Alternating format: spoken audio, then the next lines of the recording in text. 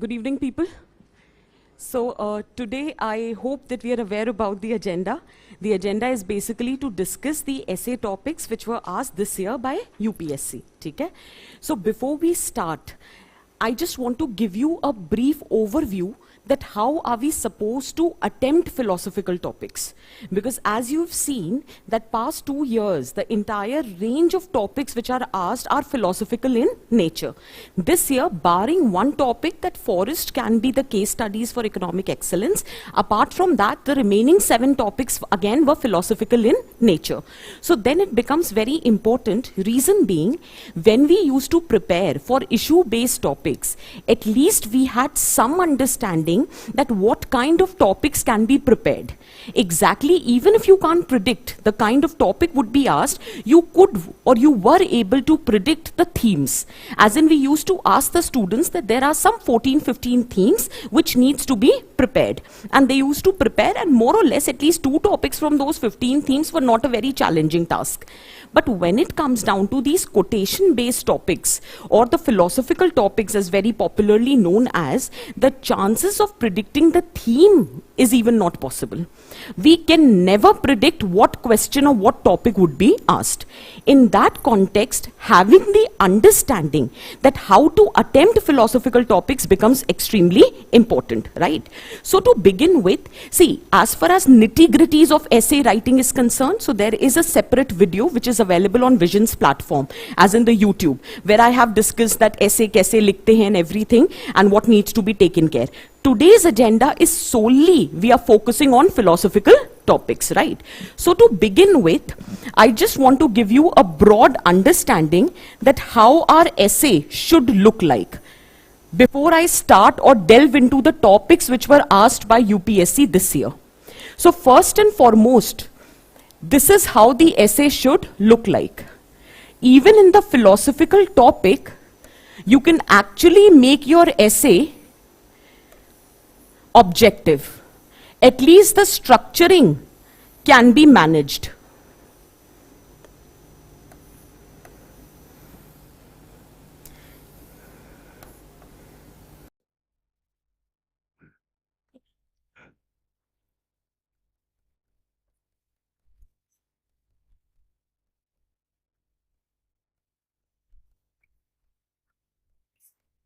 Let me just give you the idea and then we'll proceed.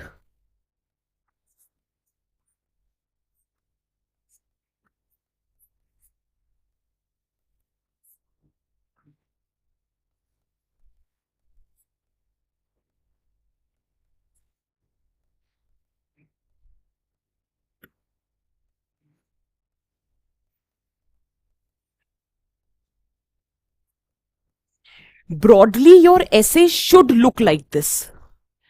And trust me, if you try to structure your essay like this, even in the philosophical essay, objectivity can be ensured. For example, just look at here. There are 3 parts to the essay. This much everyone knows. There has to be introduction, there has to be body, there has to be conclusion. Now, first and foremost, the doubt that we have often is how to write, how to begin the philosophical essay. That can be very challenging. And trust me, if your introduction is good, half of your battle is won. After that, you need to maintain that tempo and ensure your body and conclusion are good. But if you've written a good introduction, seriously, the chances of scoring good marks automatically increases.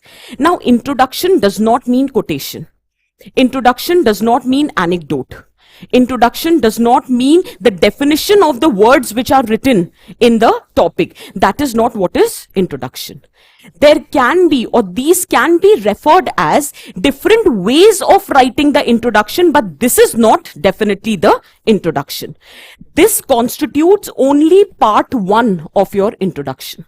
So when I talk about part 1 of my introduction, in this context, either you can start it with the anecdote. I am assuming that we know what is an anecdote, a small story, which can be fictional also, and it can be real life also. But I'm giving you one piece of advice, just one. In case you are attempting philosophical topic, which is now a trend, try to write real life anecdotes. In philosophical essay, already it's a philosophy. how would you justify the philosophy if you are writing fictional quotes? Then it would not have much credibility, right? So if you are starting your essay with an anecdote, try to write a real life anecdote. And I know many must be wondering, kahan se milega? You've studied enough. You just need to trust your knowledge. You've studied ancient history, medieval history, world history, modern history, IR for that matter, post-independence India. You have enough anecdotes to be written. Try to write a real life anecdote. Second piece of advice. In a philosophical essay, do not introduce your essay with a quotation. Otherwise, it is confusing for the examiner which quote is he supposed to evaluate you on, right? So don't start a quote-based essay through a quote. You can use your quotation anywhere in between. You can use the quote even to end also. But do not introduce the philosophical essay with a quotation. This is just a piece of advice, right? So either you start with a real life anecdote, or you could also start with a premise, or you could also start with any current development, or you can also quote incidences from your cultural text, Ramayana, Mahabharata, etc. Choice is yours. But having said that, please try to understand anecdotes, premise, current development, cultural text, or for that matter, there is one interesting way is to start your essay with a paradox. And while starting the paradox, you can make use of the real life examples. For example, life unexamined is not worth living. Or life is a long journey from human being to being humane. And we can start with a paradoxical example. On one hand, we have Dr. APJ Abdul Kalam. He is a perfect manifestation or example of a person who is being humane, because he was warm, he was honest, he was considerate, he was humble, so all that. On the other hand, you have example of Dr. A.Q. Khan. And why am I comparing these two people? Both were the project directors of their nuclear program of their respective country. But the difference was that one had the qualities of being humane, whereas other did not. Dr. A.Q. Khan did not have the quality of being humane. Did you get the point what I'm trying to say? So here you are making use of real life example to establish a paradox. That can also be a very effective way of introducing a philosophical essay that used two contrasting, Stalin versus Lenin. Did you get the example? Or paradox he establish करना है तो सम्राट Ashok before Kaling War and after Kaling War. That's nothing but a paradox, because there was a stark change in the value system. So it totally depends upon you how you introduce. But that's not my concern. My concern is this is only constituting part 1 of your introduction. There are 3 parts. So the second is the most important part, where you link the part 1 with the theme of the essay.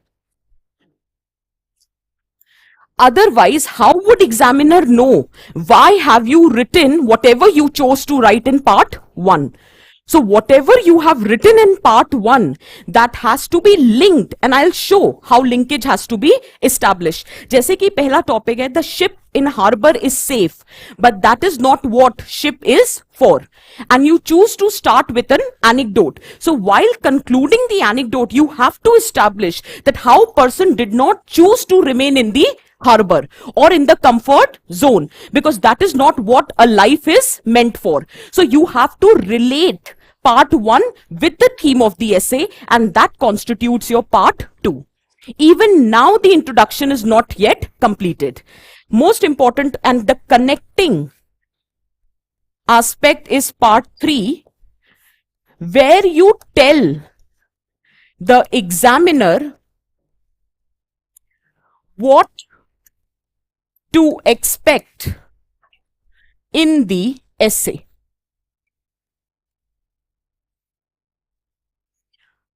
For example, हम बोलते नहीं, in the following essay or the following topic would be explored from these dimensions. What do you interpret by ship? Why it is considered to be safe in the harbor? What is the purpose of the ship? Why ship feels reluctant to leave the harbor? What happens once it leaves the harbor? Is it supposed to come back to the harbor? And then what needs to be done? I'm generally saying we'll discuss that. All I'm just trying to tell you here is you have chosen to explore the topic. Whatever dimensions that you choose to explore the topic, you have to tell the examiner here that in the following essay, we would be exploring the topic or the said topic from following dimensions such as, and then you can write those dimensions. It serves two purposes. One, it clearly tells the examiner what to expect. And secondly, it also tells you that how you are supposed to structure your essay. Now you need to tell me that did you understand what is introduction? Introduction constitutes 3 parts, and that is why often introduction is 150 to 200 words. So writing those quotations, writing just the anecdote is not what is introduction. This is only part 1 of the introduction. So make sure that introduction should be 1.5 to 2 sides. Is that very clear? 150 to 200 words has to be written. You have to give an understanding to the examiner what to expect in your essay. Till here, are we clear? Okay. Now, before we get down to what is supposed to be done in the body, let's quickly have a look towards conclusion. See, conclusion, if you can see, I have made 2 boxes. So in this case, the first part is the penultimate conclusion, and this part is the ultimate conclusion. Again, it should be round about 150 to 200 words. If you're not able to, then at least 100 to 150 words hona chahiye. In conclusion should not be something which is written in 40-50 words. Otherwise, it gives an impression to the examiner that you have exhausted your content. So that should not be the case. There are few things, very few things which has to be kept in mind. First and foremost, conclusion is not the summary. You are not supposed to summarize. Do you realize that in the third part, you have already told what to expect? And then again, you are telling that this is what I have written. So, summary kya hota hai? You are telling the person, na, this is what I have written. So, wo to aap already bata chuke ho that what you are going to write. More or less, it is the repetition which is happening. Please do not write anything which is not adding some value to your existing content. Please stay away from that. Is that clear? So, penultimate conclusion, or in general, the conclusion, you are not supposed to summarize. That's the first point. Second point is, you will never be apologetic while writing the conclusion. Whatever challenges, whatever dimensions you were supposed to explore, you have already done that in the body. In conclusion, you always have to be optimistic. You always have to provide a vision. You always have to provide what needs to be done. These are few basic things which has to be kept in mind while you are concluding your essay. So now the question arises that agar issue based hota, to hum way forward likh dete. Issue based to hai nahi. It is a philosophical essay. Then what are we supposed to do? So in simple words,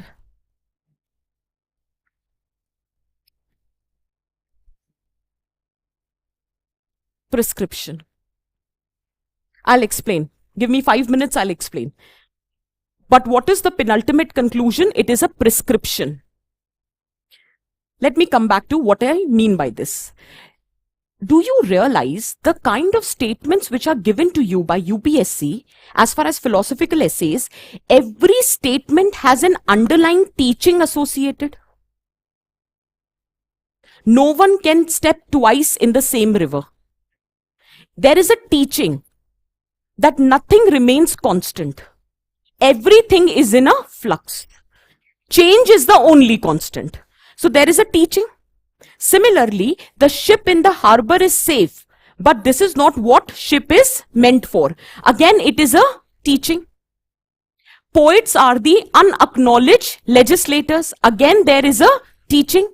So do you realize every topic has an underlying teaching associated to which you can't refute? So in keeping in mind the underlying teaching, you have to prescribe. Fine, I agreed that ship is not supposed to be in the harbor. That means, can I say life is not supposed to be led in a comfortable manner? You need to come out of your comfort zone. How will you come out of your comfort zone? If you are a courageous person, if you have risk-taking abilities. Are you getting the point? If you have the wisdom, automatically you will be able to have a vision. You will be able to come out of your comfort zone. Can this become your prescription? Do you get the point? Similarly, if I'm saying you cannot step twice in the same river, that means you need to acknowledge the fact that nothing remains static or constant. Everything is changing. So with everything being changed, you also need to learn how to adapt to the changes. The person who survives is not the one who's intellectual, but the one who has the capability to adapt to the changes. And that is the reason why human species have survived for so long, because they have learned to adapt to the changes which are happening in the environment. Did you get the point? Underlying teaching hai, uska kya prescription de rahe ho? That you should have the ability to adapt to change. Are you getting the point? So prescription becomes your penultimate conclusion. Then what is your ultimate conclusion? Ultimate conclusion is nothing but overall inference. Based on whatever you have written so far, what is your overall observation? That becomes your ultimate conclusion. That based on whatever we have written, whatever dimensions, whatever prescription, वो जो कहते नहीं एक last punch line, that this is my final observation, now you please give me marks. बहुत हो गया. I have enough written 10, 12 pages. Now please give me the marks. So that is nothing but the ultimate inference. यहाँ पर एक अच्छी सी quotation, एक अच्छी सी poem, एक अच्छा सा statement किसी का, it will help you fetch some extra marks. And for this you don't have to ask me, ma'am कोई book है जहां ये सब मिल जाएगा? नहीं, Google है ना. So you need to Google it, right? You need to create your own small little book where all these fodders have been prepared. Is that clear? And this is going to come very handy in your ethics paper also. So whatever efforts you are making, it is not worth 250 marks, it is worth 500 marks. Keep that in mind. And whatever you study in your ethics is the fodder for your essay. And whatever extra you prepare in your essay will help in increasing marks in ethics. So both are reinforcing each other. Trust me, it is worth your efforts. Is this very clear? And then it comes down to the body. Try to explore it from as many dimensions as possible. One of the most common way, which all we prefer also, social, political, economical, cultural, ethical, whatsoever it is. That is one obvious dimension that you use to explore the philosophical topic. There is one more way which can be done, because in philosophical essays, individual examples are extremely important. So you can start with individual, we can talk about societal, or let us say institutional, then we can have national, and then we can have global examples. That is, this way of writing also comes very handy, because in philosophical essays, majorly the examples that you have are individual. So individual, societal, institutional, national, global, this will help you in exploring the topic from different dimensions. Is this very clear for everyone? Is it clear? Next, the first thing that we are supposed to do, and which becomes the challenge in philosophical topic, is how to choose the topic. Is that clear?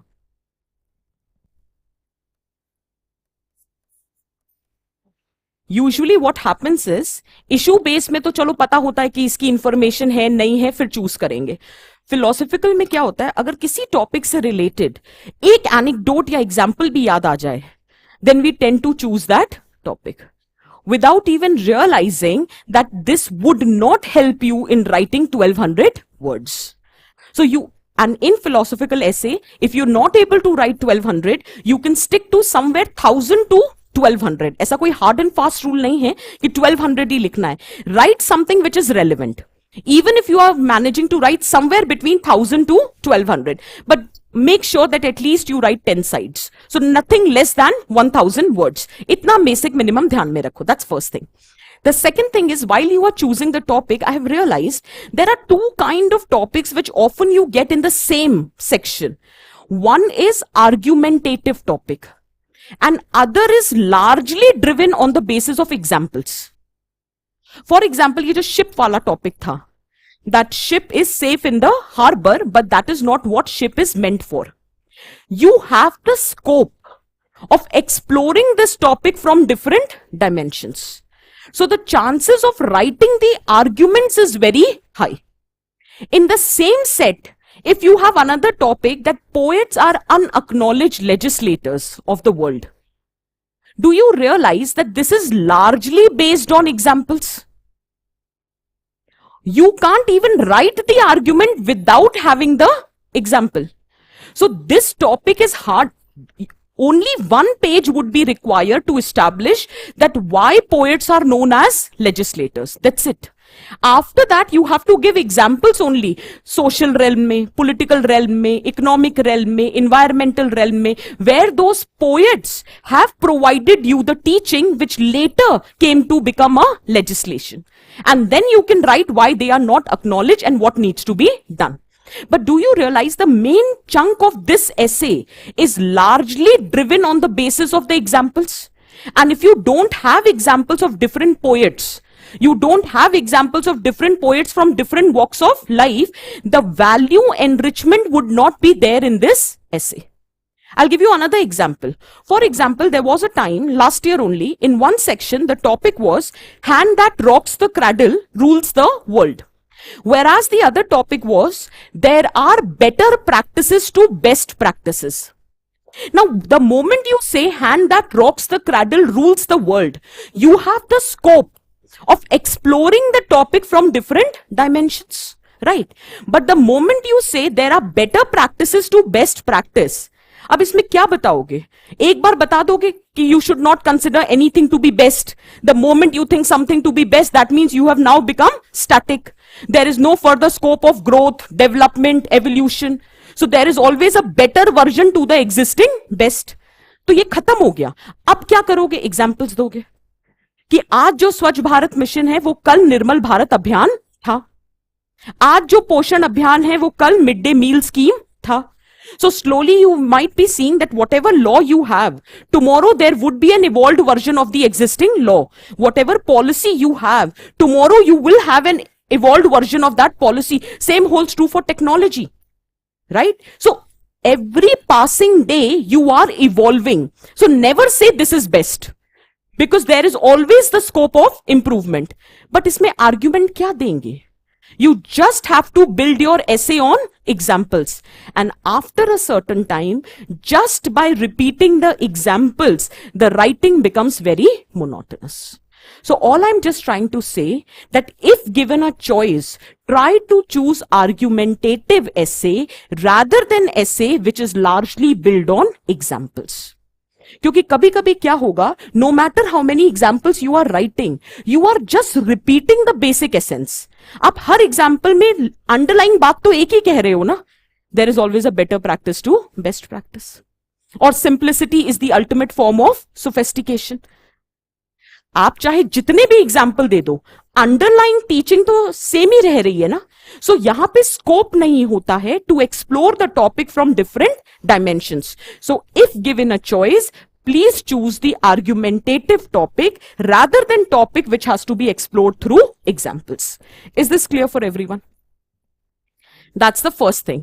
So choose the topic where there is scope of arguments. Second, while you are choosing the topic, let us suppose there are two topics where there is scope of argument. Now given a choice which topic to choose. So please choose the topic where you have understood the essence or the basic theme. If you have not understood the basic meaning of the topic, please don't attempt the topic. It can be very challenging. I still remember last year there were many people, hand that rocks the cradle rules the world. First of all, they understood it in context of women empowerment. We need to understand women empowerment was just one aspect of the topic. The essence of the topic was socialization. And within socialization, the importance that a role of mother is playing. And that is also one dimension. Maybe the hand which is rocking the cradle can be of that of a father. It can be of a teacher. It can be of a superior in the organization. ये आपका choice है, आपका essay है, how you are exploring. But if you are just restricting it to women empowerment, you've not understood the basic theme. Women empowerment would be one of the way forward. That since mother plays such an important role in socialization, hence we need to empower women.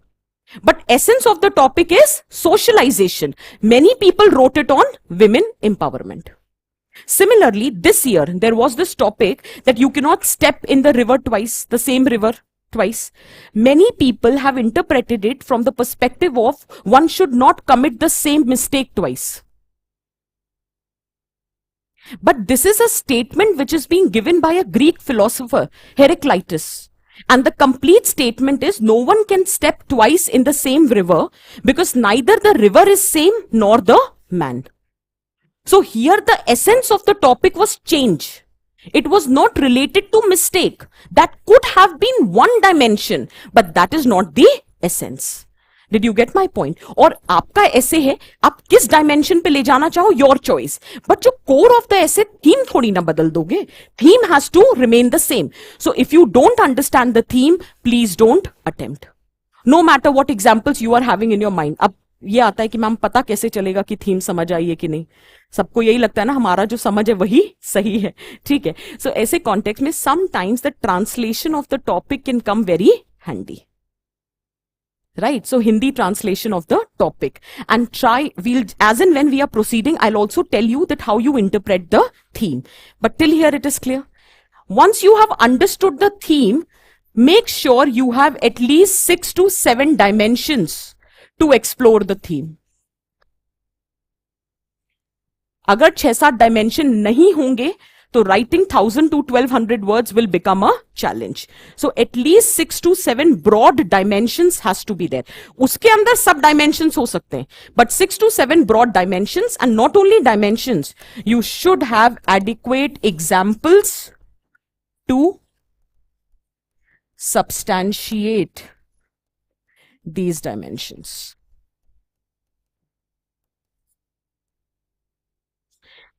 Either you can have examples, you can also have theoretical perspectives,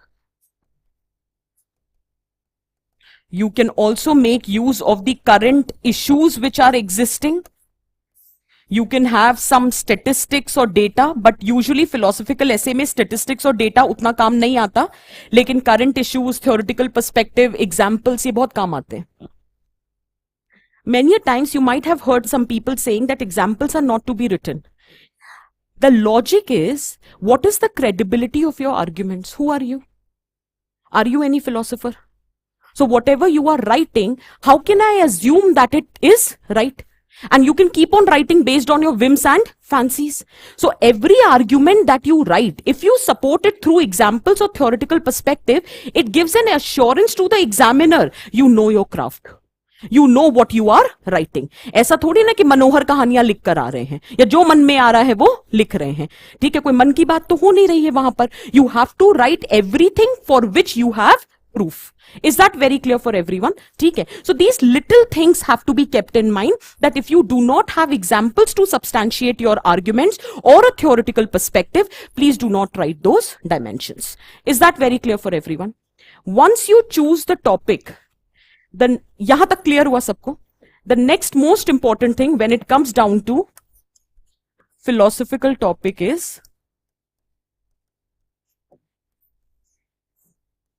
brainstorming. ये कर ली तो फिर तो हो ही जाएगा ऐसे. फिर I don't think there would be much of a challenge if you have learned how to brainstorm the essay. I am giving you the most mechanical way of brainstorming the essay. Usually it doesn't disappoint, and it should not disappoint provided you are practicing. While brainstorming, let's do one thing.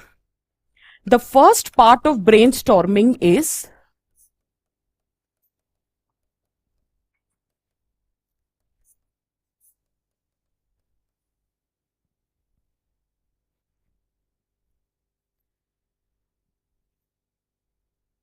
your interpretation of the topic. That is the first part. Whatever you choose to interpret, that becomes the first part of the brainstorming. Once you have interpreted the topic,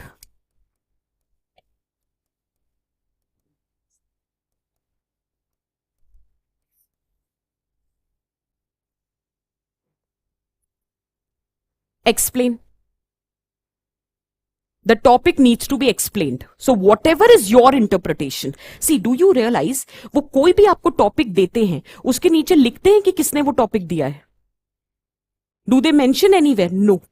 The reason is that you can interpret the topic as you wish to, but the essence should not be compromised.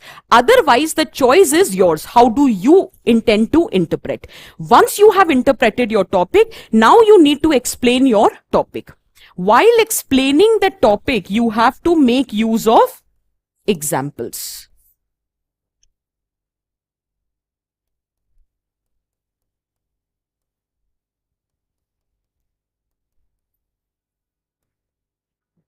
And once you have explained the topic through examples, the last is the prescription. So if you again look at the screen, can I say interpretation constitutes the introduction, explanation and example constitutes the body, and prescription is constituting the penultimate conclusion. As simple as that. कभी भी disappoint नहीं होगे अगर philosophical essays को 4 parts में divide कर लोगे. Start with the interpretation. Interpretation is nothing but your understanding of the topic, and that would be constituting the introduction. Once you have told the examiner your understanding, now you have to explain the topic through examples. Once you have explained the entire topic, since it has an underlying teaching, based on that explanation, you have to provide the prescription. Is it making sense for everyone? Okay. Can we start now? And when we are doing the explanation and the example, ideal way of explanation is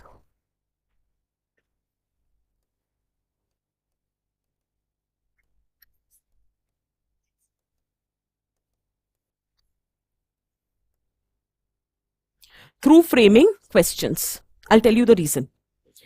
जब हम brainstorm करते थे, I remember I wrote my attempts during 2010, 11, 12. That was the time one essay was asked and 3 hours were given. And ऐसा कुछ नहीं था, we used to write 2500 words. हम भी वही लिखते थे 1300-1400 word. So do you realize that one essay and we've been given 3 hours?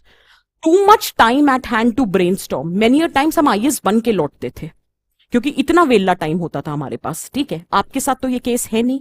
You have to write 2 essays and 2 completely different essays. So try to do the brainstorming through questions. And now we will learn how to do brainstorming through questions. But before that, did you understand how to choose the topic? Did you understand how the structure of the essay should look like? Introduction has 3 parts, conclusion has 2 parts, and then the body. Did you understand that how there are 4 ways of brainstorming? Interpretation, explanation, and then finally prescription. Is it making sense? Let's take the first topic. You'll further get the idea what we are trying to say. This is the first topic that we have. A ship in harbor is safe, but that is not what ship is for.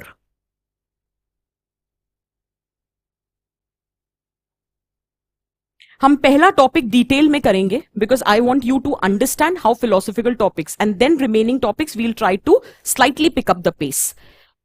So in the first topic, what is the first part of brainstorming? Interpretation. You just need to, I'm giving you 5 minutes. Tell me what is the interpretation according to you. What do you understand by this topic?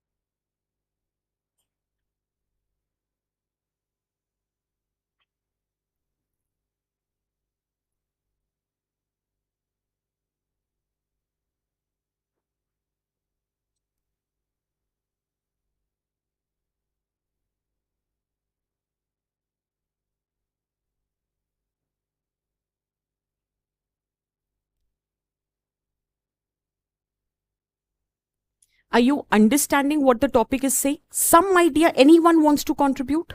Yeah.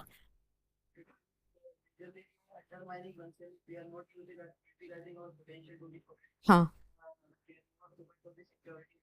Absolutely, yes. Brilliant interpretation. He's saying that we are not realizing or underestimating our potential, our capabilities. We are not having the courage to take the risk. Because till the time you don't take the risk, how would you get to know what you are meant or supposed to do? What are your capabilities? What are your potential? Because largely we are socialized to live in a comfortable zone. So we don't want to come out of our comfort zone. For example, do you realize that India is a youthful nation? The maximum population, we are the youngest country in the world as of now. The median age is much less as compared to other countries. Despite that, why innovation, development, research is not happening?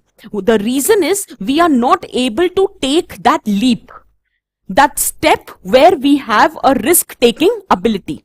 The youth here is more interested in seeking jobs rather than generating jobs. The culture for startup, इतना अच्छा programme start किया startup India, but वो तो तब successful होगा ना when people will venture into that programme.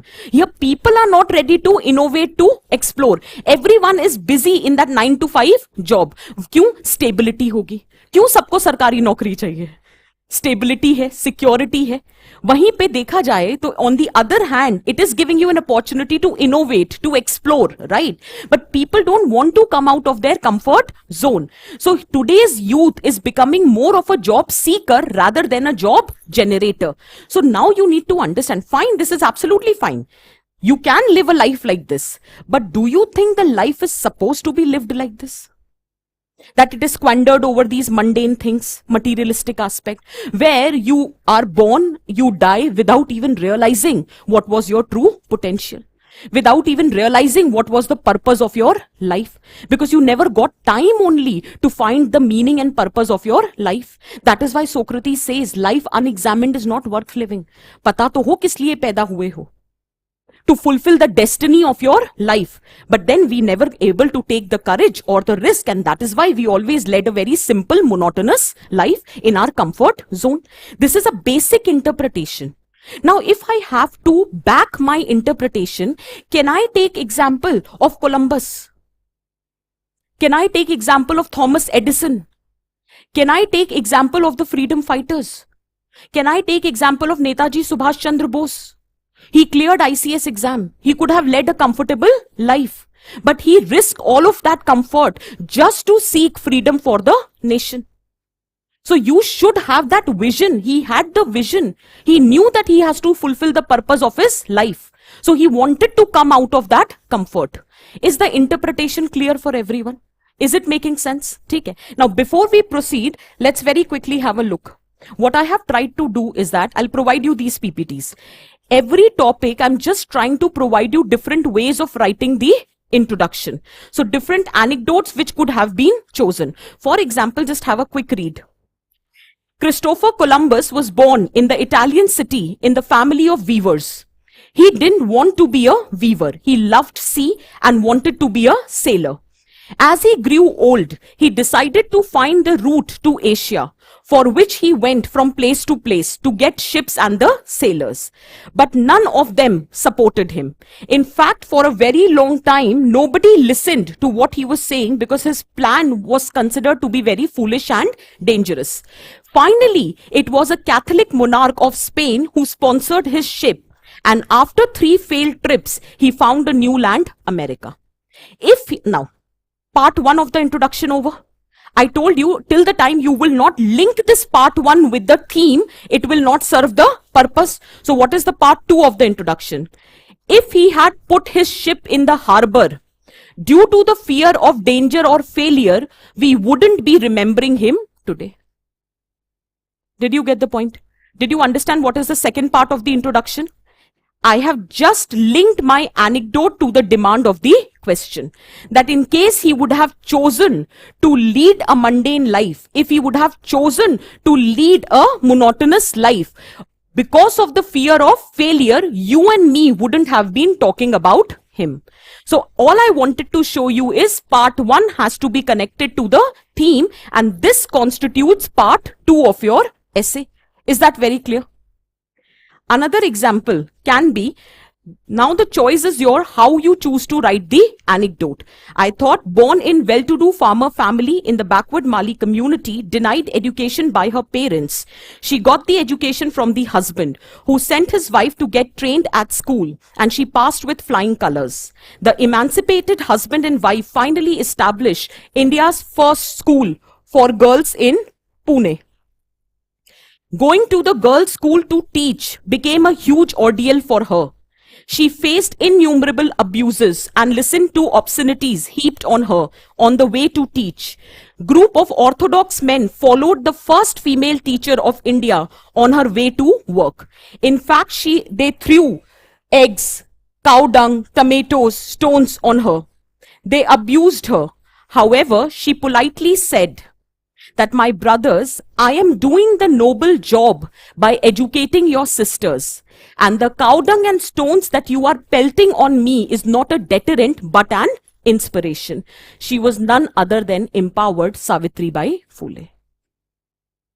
Did you understand? She showed the courage. She could have also led a monotonous, a standard life which the women of her times used to live. Despite the challenges which she was made to confront, she never gave up. She had the courage to take the risk. She had the courage to come out of her comfort zone. Is that very clear for everyone? Is it making sense? And then she worked towards slowly questioning and eradicating many other social evils. So you have example of Columbus, you have example of Savitribai Phule. On the similar lines, you can take examples even from the cultural text Arjun. He was going through emotional turmoil. He was going through anxiety before Kurukshetra because he was contemplating what is the purpose of fighting your own family members. It was this time when Lord Shri Krishna showed him the path that you have to move beyond these attachments. You have to fight for the larger cause, that is the path of righteousness and dharma. And that is the time he showed the courage and he stepped out of his comfort zone and he fighted for the path of dharma or righteousness. Is that very clear? You have innumerable examples. For this particular essay, I have prepared many examples. Then we have Copernicus also. He was the one who proposed heliocentric theory as against the popular geocentric theory, which was backed that time by the church. In fact, when he proposed his theory, he was called mad and lunatic. In fact, his book was also banned by the church. He was a renowned astronomer and he could have led the comfortable life. But then he had the courage to say what he believed in, irrespective of the consequences. And because of which he fulfilled the purpose of the life, and you and me are talking about him. Is that very clear for everyone? Okay. So on the similar line, you have example of Thomas Edison. You can read it later. And then we have example of Netaji Subhash Chandra Bose. All I'm just trying to tell, different walks of life, different examples, same interpretation, show courage in your life. Is this making sense for everyone? Okay. Now, the first 2 parts of the introduction is done, where you have introduced the essay and you have linked it with the demand. Now comes the third part of the essay, where we tend to try or tell the examiner what exactly we are going to do in the essay. Now let's go back to the topic. That is, the ship is in the harbor is safe, but that is not what the ship is meant for. Can I say, just for the interpretation, that there are two choices which are available to the ship. Either you stay in the harbor or you decide to sail. Ship has these two. If it chooses to remain in the harbor, you will remain safe. You will remain secure. From what? From winds, from tides, from waves, from pirates. जितने भी danger और challenges हैं, you will remain safe. But at the same time, do you realize there is a chance of rust and rot? Is that clear? Do you realize that the purpose of ship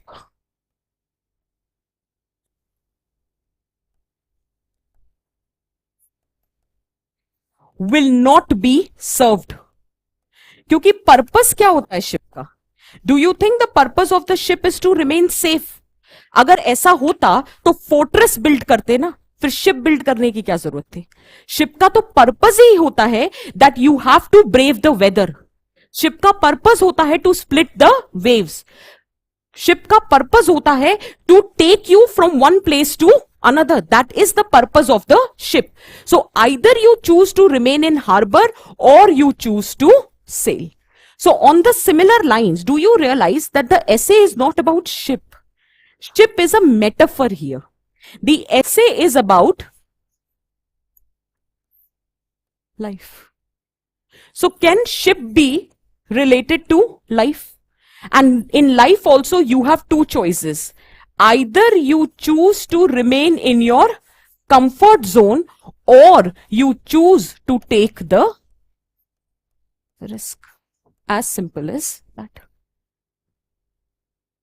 So every individual, you will be having two choices in your life at different point of time. Either you choose the comfort or you choose the risk. So when I talk about comfort, we talk about safety. We talk about security. We talk about predictability.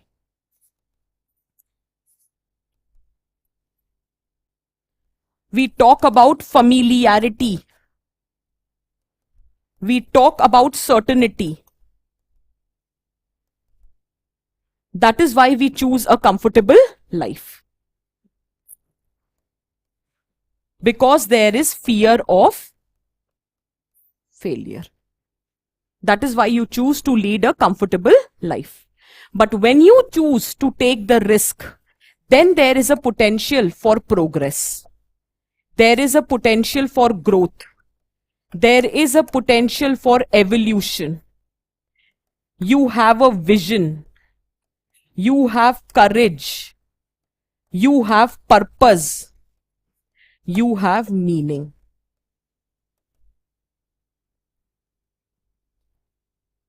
But taking risk does not guarantee that you will be successful. So in that process, one good thing is, if you learn to take risk, you can also become a person who takes responsibility for their actions. Because there is no guarantee that when you choose to take the risk, you will be successful. But the good thing is, if you learn to take the risk, slowly and gradually, you will learn to take responsibilities for your action. Is it making sense? Are you understanding the essay is not about the ship? The ship here is metaphor to talk about how one should lead their life. Is it making sense? So every time you explore the term ship, you have to draw the analogy with the life in the respective paras that you choose. Is it making sense for everyone? Is the interpretation clear for everyone? Now we have to talk about the third part of the introduction, and we have to move a transition towards body. That is nothing but explanation and examples. Now let's quickly see.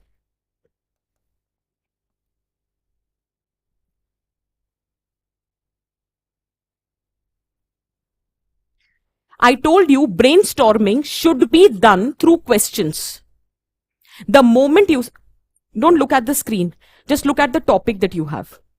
Did you write the topic on the sheet? A ship in harbor is safe, but that is not what ship is for. A ship in harbor is safe, but that is not what ship is for. The moment you see the topic, what questions comes to your mind? That is known as brainstorming through questions. You have understood the demand of the topic. Now you have to explain the topic. लिखना है ना, मैं 800 word लिखते हैं body में. You have to explain the topic. Now to explain the topic, what are the dimensions from which you want to explore? Try to think of the questions.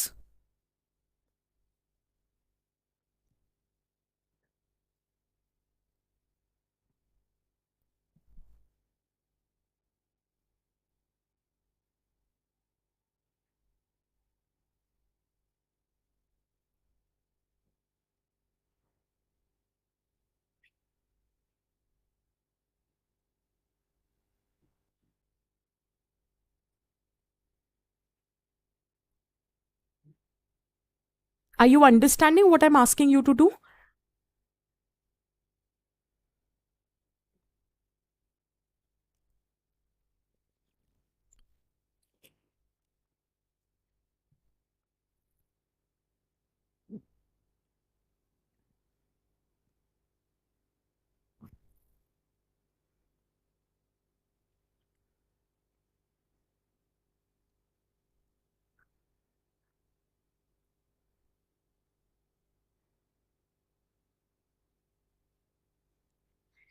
जितने questions बनाओगे उतने डायमेंशंस मिल जाएंगे ऐसे को.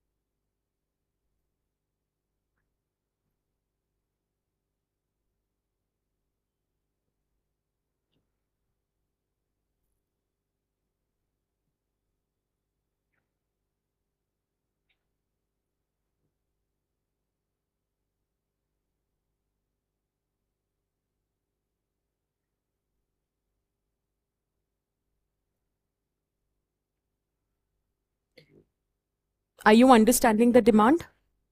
Just look at the screen now. It is no hard and fast rule that you make these questions. It is no hard and fast rule that the questions have to be made in this chronology. ये questions automatically दिमाग में आते हैं. The moment you see a topic and you have to brainstorm, then you ask different questions. The first question which come to my mind was, what is the purpose of the ship? मुझे पता होना चाहिए तभी ना मैं उसे relate कर पाऊंगी लाइफ से. So what is the purpose of ship? In my mind there is another question going on. What is the purpose of life? Because ship here is just a metaphor. Then I was thinking how the ship can serve its purpose. The subconscious mind is saying how the life can fulfill its purpose. Why the ship is safe in the harbor? Why life is considered to be safe in its comfort zone? Are you getting the point? So ये ऐसे है जो face value पे दिख रहा है, और जो इसके साथ एक एक आप पैरा ऐड करते जाओगे, that is the comparison that you are drawing of ship with your life. And you can have different comparisons here. Is this very clear? But this is the basic essence of the topic. Now see, जरूरी नहीं है आप ये different questions बनाओ. आप कोई 3-4 questions बना सकते थे. मेरा ये मानना होता है जितने क्वेश्चंस बनाते हैं उतना डिटेल में आप टॉपिक को एक्सप्लोर कर सकते हो. एंड दैट डजंट मीन कि हर एक टॉपिक पे आपको 100 वर्ड्स लिखने हैं. Absolutely not. What is the purpose of ship and how it can serve its purpose can be written in 1 paragraph. Then why ship is considered safe to be in harbor? 1 line mein you can answer this. But this is only telling your subconscious mind that this is how you are going to progress. Then what difficulties ship face in leaving the harbor? Why we are not able to come out of our comfort zone? Why is it important for the ship to leave the harbor? Why is it important for an individual to take risk in life? What happens when ship leaves the harbor and sails into deep sea? What happens when you take the risk and show the courage? How important is it for ship to come back to harbor? How important it is to have some sense of security in your life? No matter how much risk you are taking, the risk should also not be taken blindly. It has to be a calculated risk. Blind optimism is not required. So it has to be a calculated move, because no matter how much risk you take, a certain amount of security is required in order to have your mental stability. Is that clear? Hence, what needs to be done? तो दिख ship रहा है, answer क्या हो रहा है? Life के बारे में. Is the topic making sense for everyone now? Now, this constitutes the third part of your introduction, where not only you brainstormed, you told the examiner what exactly you are going to write in the essay. Now starts our body.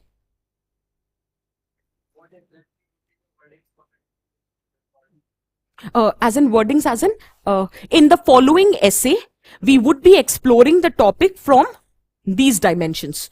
No need to write all. You can just choose to write some 2, 3, 4 dimensions which are extremely important. Then you will start your essay. Nobody will write introduction, body and conclusion. They are not the subheadings. Wo automatically, the moment you write this shows or this tells the examiner now you are starting with the body of the essay. Okay? Let's start. What is the purpose of the ship? No need to write in detail. This is only for your understanding because the PPTs would be provided. Generally, can we say the purpose of the ship is not to remain in the harbor?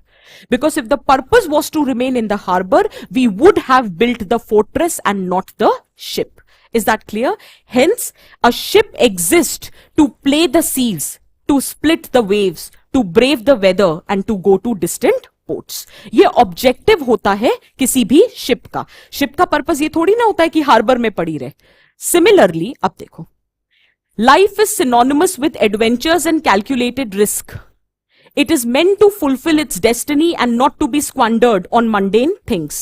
The purpose of life cannot be found in stability and never has been. It can only be found by having the courage to take the risk.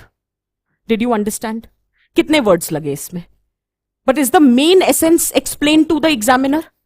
That here ship is synonymous to life. And we are talking about taking risk in our life.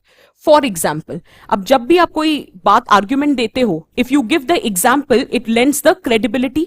For instance, Kiran Bedi, she could have chosen to choose a professional field which were meant for the women of that time. But then she encountered or she showed courage and conviction to choose a field which was not often chosen by the women. And she confronted many challenges. Despite that, she showed that conviction to take the risk. And today she has emerged as role model for many women in our country. Is the example clear? Is it making sense? How a ship can serve the purpose. The moment you choose not to dock the ship in the harbor, the ship can serve the purpose. And in the life, the moment you stop fearing the risk, you stop fearing the challenges, that means your purpose of life is getting served. Because लहरों से हार कर नौका पार नहीं होती, कोशिश करने वालों की कभी हार नहीं होती. And you can write. If we are writing something in the PPT, that means it can be written. But did you understand how it has to be written? It doesn't have to be written in Devanagari script. It would be written in the Roman script. Is that very clear for everyone? And you have to explain that in one line. Because maybe the person who's correcting does not understand the meaning of it. Is it making sense? Take care. Then you can give various examples where people have shown the courage and where people have not shown the courage. For example, in Indian history, it has been a testimony to the fact that many kingdoms got destroyed because kings tried to become safe. And they could not confront the emerging Britishers. And that was the reason Britishers could rule us for such a long period of time. Because we were not able to show the courage to confront them face to face. Is that clear? Similarly, after independence also, we chose to remain and that is why we did not pay attention in developing our defense. And that was the reason why we confronted failure in 1962 war. And after that, we decided no longer we would be at the mercy of the international institutions because we had unbelievable faith in international institutions. But when it let us down, we realized that now it is the time that we have to come out of our comfort zone and we have to build our defense. And the reason or the result is in front of us, that we emerged as fourth biggest exporter of defense products. Is it making sense? Similarly, there are examples of companies which did not show the courage to take the risk, and that is why they have been acquired by others, or no longer you talk about them. For example, Nokia, Palm, Kodak. Is it making sense for everyone? ठीक है? You can give examples of PSUs and also. Therefore, to fulfill one's destiny, coming out of comfort zone is extremely important. You can take examples of individuals. J.K. Rowling, Usain Bolt, Steve Jobs, Falguni Nair. Age is just a number. KFC, the founder. So they decided to take risk. हम youth होके risk नहीं ले पाते हैं, and they took risk in the supposedly old age and they became successful. You just need to take the risk. For that, you need to have the right kind of aptitude and courage. Is this making sense for everyone? You have enough examples. And do you realize examples are from organization? Examples are at national level. Examples are at individual level. So you have enough examples which can be written. Choice is yours which example you choose. Is it clear for everyone? No one asks you to write the examples like individual, societal. नहीं, आपको बस एक chronology में लिखना है. आप कैसे आप national, organizational, individual ऐसे लिखो या individual, organizational, national. आप बस एक chronology follow करना. That's it. Is this very clear for everyone? Next, why is ship considered to be safe in the harbor? So it is considered safe to be in the harbor because there is stability, predictability and certainty. And that is the reason it is safe. What is the difficulty which the ship is facing in leaving the harbor? There is always an inertia in getting out of comfort zone because we have been socialized that we feel safe with familiarity, fear of unknown. And that is the reason many a times we haven't confronted other countries which have posed challenges for us in the initial years of post-independence. Because there was always a fear of coming out of comfort zone. There was always fear of unknown. Because we have been brought up, we have been socialized, our value system is such that we feel comfortable with familiarity. So there is an inertia. Is that very clear for everyone? And then if you intend, you can give examples also. For example, in context of India-China relation, बहुत सालों तक हम हिंदी चीनी भाई भाई करते रहे, and there was many times that we could not show the courage to confront them. Many a times the leaders of that time has asked Mr. Nehru to confront the leadership of China, but he always believed that any kind of confrontation might backfire because there was fear of unknown, there was fear of coming out of comfort zone, and we have paid the price for that. Is that clear? However, the policy has changed now, where we are giving tit for tat to China. Is that very clear? Because we have now decided to come out of our comfort zone.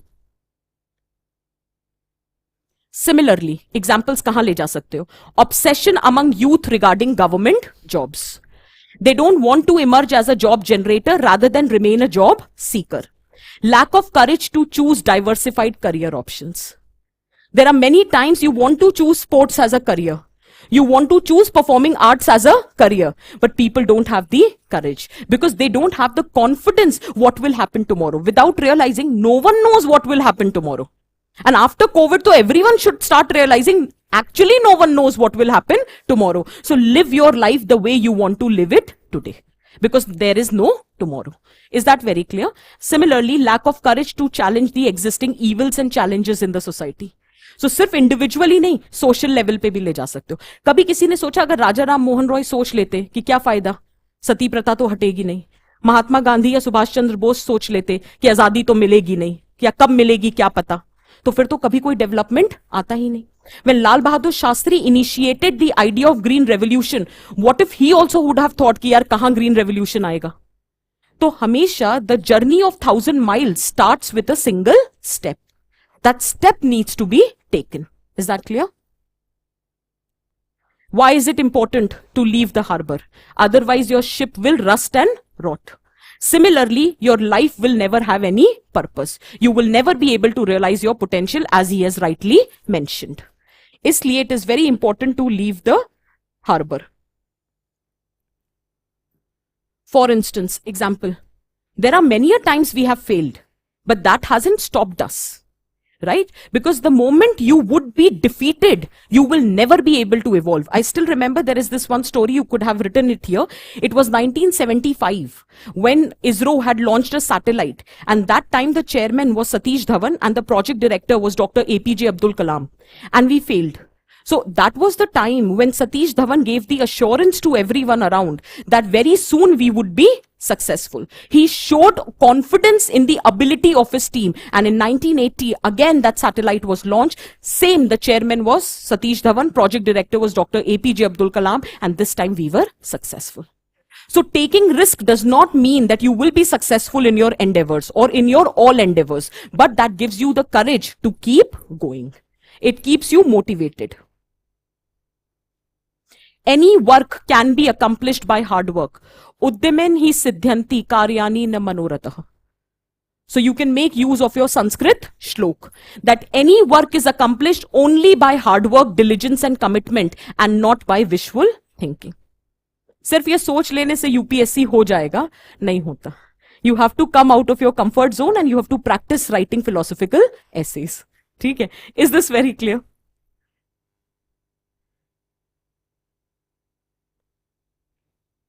What happens when it leaves the harbor and sails into deep sea? Niche का एक statement है, there are two kinds of people in the society, winner mentality and loser mentality.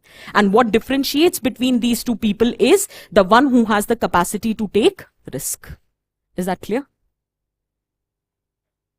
For instance, Rosa Parks never knew that her one dissent would result into civil rights movement. Even Machiavelli says fortune favors the brave. And you can give so many examples here. Is that clear? एक hashtag #MeToo campaign. किसी ने सोचा था इतना बड़ा change ले आएगा. ठीक है? That is how change happens. You have to start it somewhere. Mahatma Gandhi, Nelson Mandela, Abraham Lincoln, they never knew what would be the consequences of their action. तभी कहते हैं निष्काम कर्म करते चलो. The moment you are detached with the consequences of action, you will always remain motivated to perform the actions.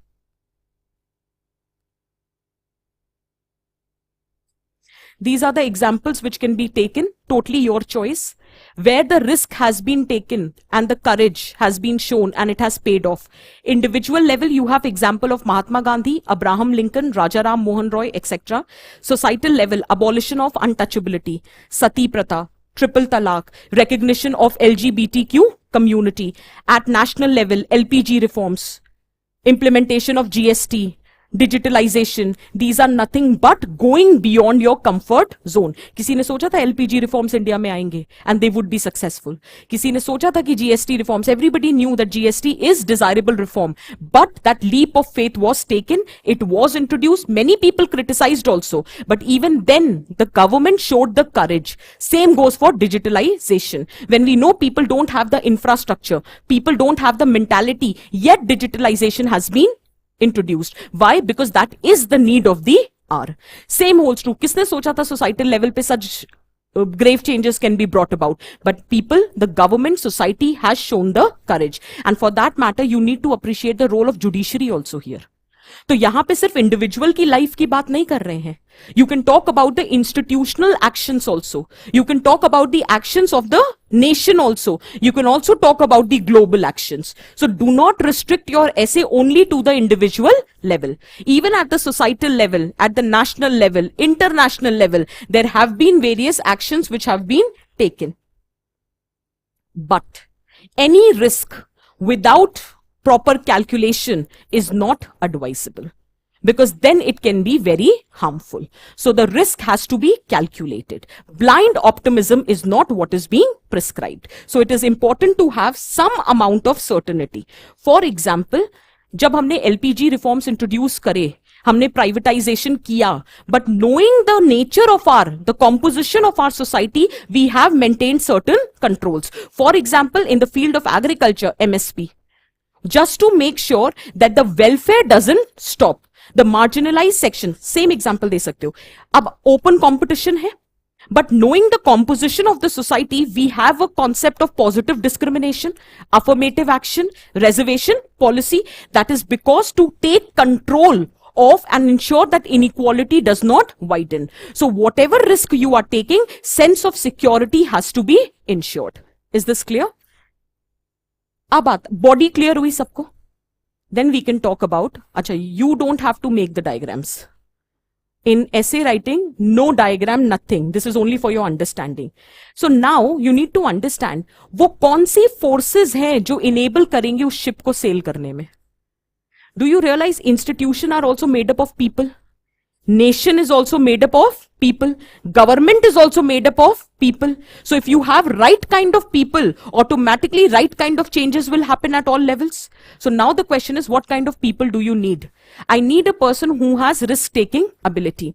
I need a person who has courage of conviction. I need a person who has perseverance. I need a person who has prudence. So I need people, and if you have people with these quality, the ship will sail. Is this very clear? और आप चाहो तो आपकी choice है, आप examples दे सकते हो. अगर MS धोनी ने रिस्क नहीं लिया होता T20 वर्ल्ड कप के लास्ट ओवर में और जोगेंद्र शर्मा को बॉल नहीं दी होती तो शायद हम वो वर्ल्ड कप नहीं जीतते, because senior bowlers that time refuse to bowl. Too much of pressure was there and this person, the risk was taken. Risk नहीं होता तो फिर तो बात ही खत्म. अब पे कर गया तो देखो एक चीज है, रिस्क लोगे तो 50-50% चांस होगा ना, या तो सक्सेस या फेलियर. पर लोगे ही नहीं तो 100% गारंटी है कि सक्सेस नहीं होगा. Did you get the point? Similarly, courage of conviction.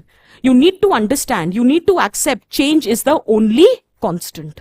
Do not lead a static comfortable life. And इसमें भी आप एग्जाम्पल्स देना चाहो तो दे सकते हो. मीराबाई चन्नू. Similarly, perseverance. मुझे विराट कोहली की याद आ गई. एक्चुअली जब ये ऐसे बना रही थी उसी दिन पाकिस्तान के साथ मैच हुआ था and Virat Kohli played the innings of his life after a long time. So this example actually was so apt that time that see you have to take the risk and every risk might not pay but then you have to persevere. Choice आपकी है, आप क्या examples लिखते हो. Is it making sense for everyone? And lastly, the ultimate conclusion. Ultimate मतलब overall inference. Life is meant for adventures and risk taking. It is to be rigorous as a river and not like some stagnant pond. Like a ship is meant to sail, not to be tied at harbor. While you may lead a particularly safe and harmless life without taking any risk, that is probably not the way you are supposed to live. Remember, even failures can be your great teachers. I really like this line.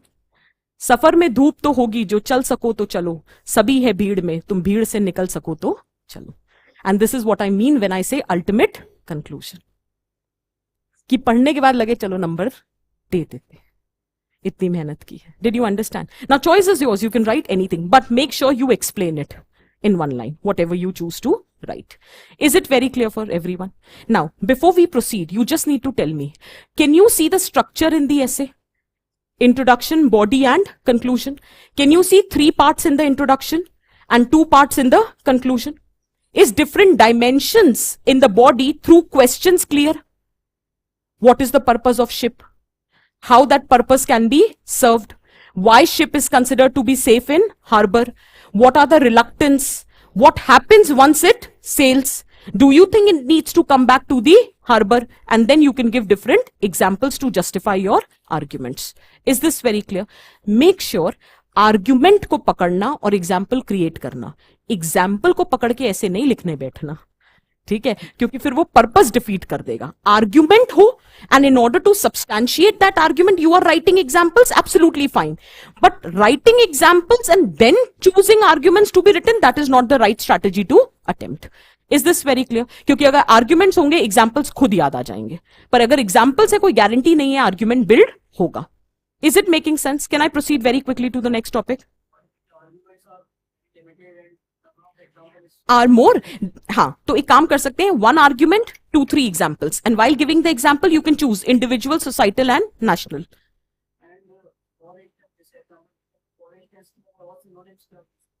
नहीं, ऐसा कुछ नहीं है. Socially, in the social sphere, in the social sphere, economic sphere, or at individual level, societal level, national level, or in social sphere, political sphere, field of security, इस तरह से.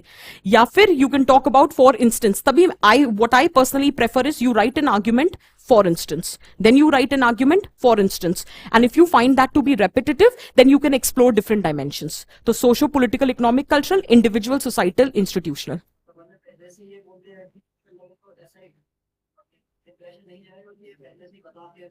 No. In fact, that is the best way of writing when you are not using subheadings.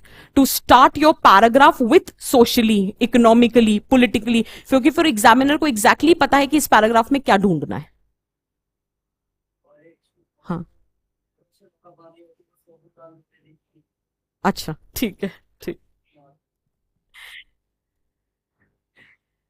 Next, let's come down to the next topic that we have. Let's see.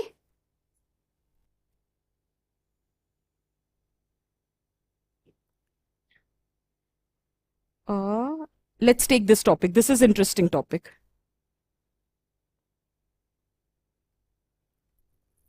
The time to repair the roof is when the sun is shining. Tell me the interpretation of this topic.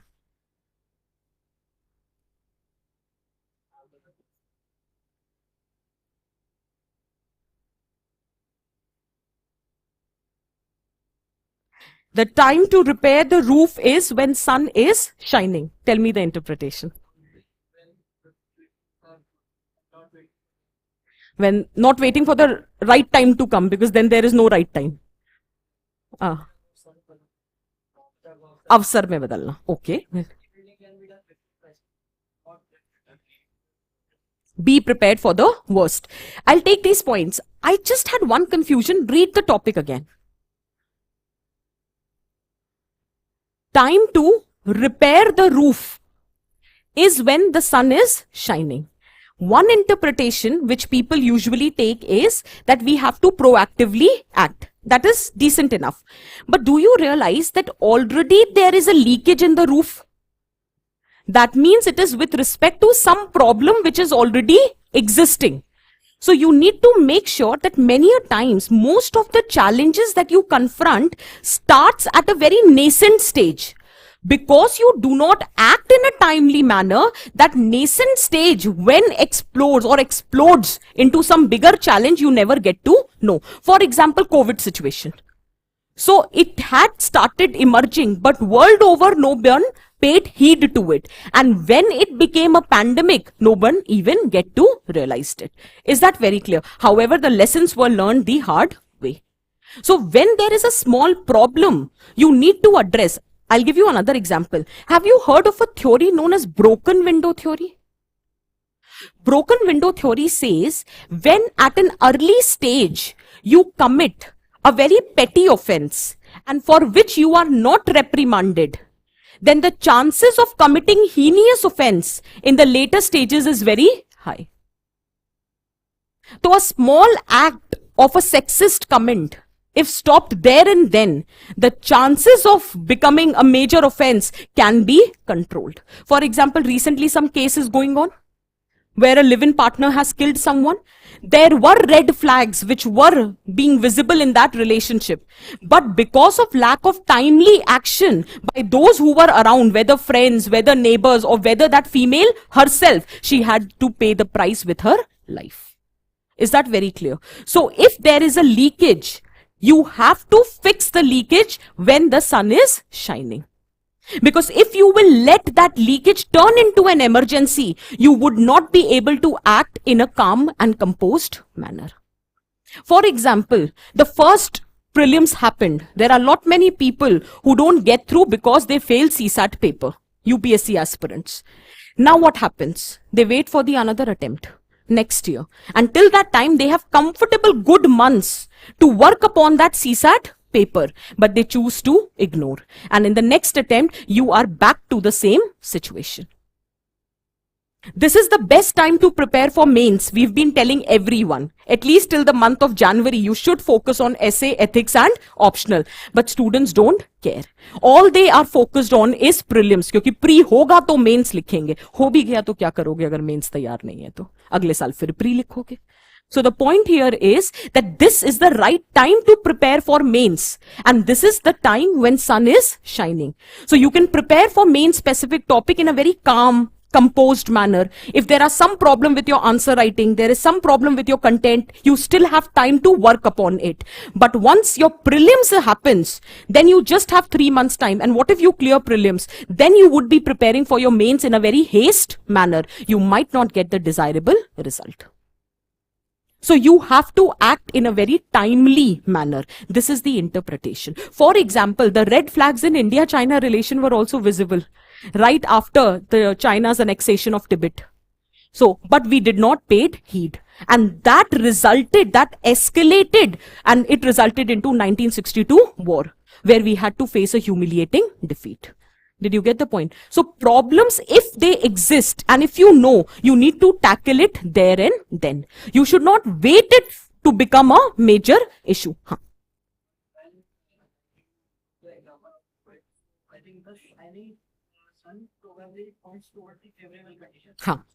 Once the COVID has already emerged, then for example, first wave was over.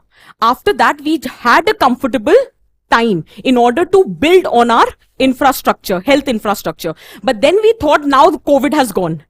Nobody was expecting. तो आप क्या अगली emergency का wait कर रहे थे? And this is a situation world over. You should have timely responded. But then second wave happened. Again, people got back into their comfort zone after suffering so much. People are not realizing that you should always be prepared because you have already faced a crisis. और जब अब crisis नहीं है, for example, you should dig the well when you are not thirsty. क्योंकि उसके बाद वो efficiency दिखेगी नहीं. You will become restless. You would not be able to dig the well properly. That is why elders says you should dig the well when you are not thirsty and your stomach is filled with water, because then efficiency would be there in your actions. So sun is shining is when you are in a comfortable space. For example, 1971 war. That was the time in March when that operation happened, and the people, the refugees from East Pakistan of that time, that is current Bangladesh, had entered into our territory, and we wanted to intervene in the war. But Sam Manekshaw said this is not the ideal time. But that does not mean you will not prepare. So he took those 6 months not to stop from interference, but to be better prepared. He did not wait कि जब देखेंगे पाकिस्तान अगर attack करेगा तो फिर देखेंगे कि क्या तैयारी करनी है. उसको पता था कि more or less situation में आज नहीं तो कल अटैक करेगा. You have to be prepared. So you have to repair the roof when sun is shining. क्योंकि वो repairing the roof हो चुका है. Pakistan in 1965 had already attacked. China in 1962 had already attacked. So that leakage is already there. But the apt time is when sun is shining. Is this very clear? So whenever the problems are existing, you should not wait for those problems to escalate. You need to act according to the situation. Is it making sense for everyone? Now you can choose to interpret. See, once the interpretation happens, now you have to decide that how you will justify your interpretation. Let's very quickly look at it. There is this one interpretation, although it is not a direct interpretation, but still. दुख में सुमिरन सब करे, सुख में करे न कोई, जो सुख सुमिरन करे, दुख काहे को होए. That's a very basic thing, that you tend to remember God only when you are in a crisis situation. Similarly, you always look for a solution when the problem is at your doorstep. You are never prepared for those. We never anticipate what can happen tomorrow. Is this very clear? Is it making sense? So although there is not direct relation, but the application can be made, right? That you should be aware about the problems. Same holds true for. Here you can give example of Chanakya. How he prepared. Nanda dynasty was already ruling that time. People were not happy the way they were being ruled. He did not wait for the crisis to emerge. Chanakya already prepared Chandragupta Maurya to fix the problem. Again, the time to repair the roof is when sun is shining. रातों रात थोड़ी ना चंद्रगुप्त मौर्य बन गए. समय लिया, लेकिन उन्हें पता था that the problem has to be fixed. However, the solution will take time to be developed. Is it making sense? Can you see we are taking examples from different walks? Choice is yours. Which example to be chosen? Similarly, the Britishers, modern history से example उठा सकते हो. We were not prepared with the solutions and we have paid the price for it. ठीक? That's my favorite example. This is, and absolutely you can write these examples. Very relatable example with respect to CSAT preparation. ठीक है? So you can write this. Now comes the brainstorming part. Let's do the brainstorming. आप अपने questions बनाओ. अब समझ आ रहा है questions कैसे बनाने? Don't look at the screen. Let's take 2 minutes. Try to frame the questions.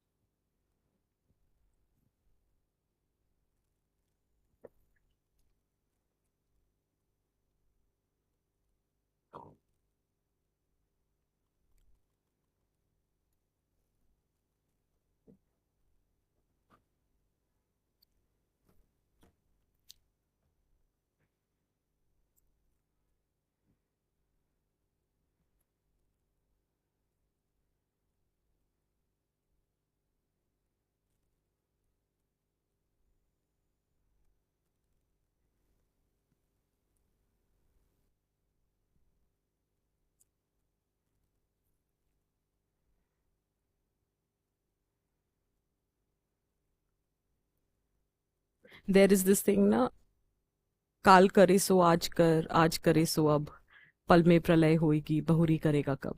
That is also very apt for this essay. Absolutely. Absolutely, yes.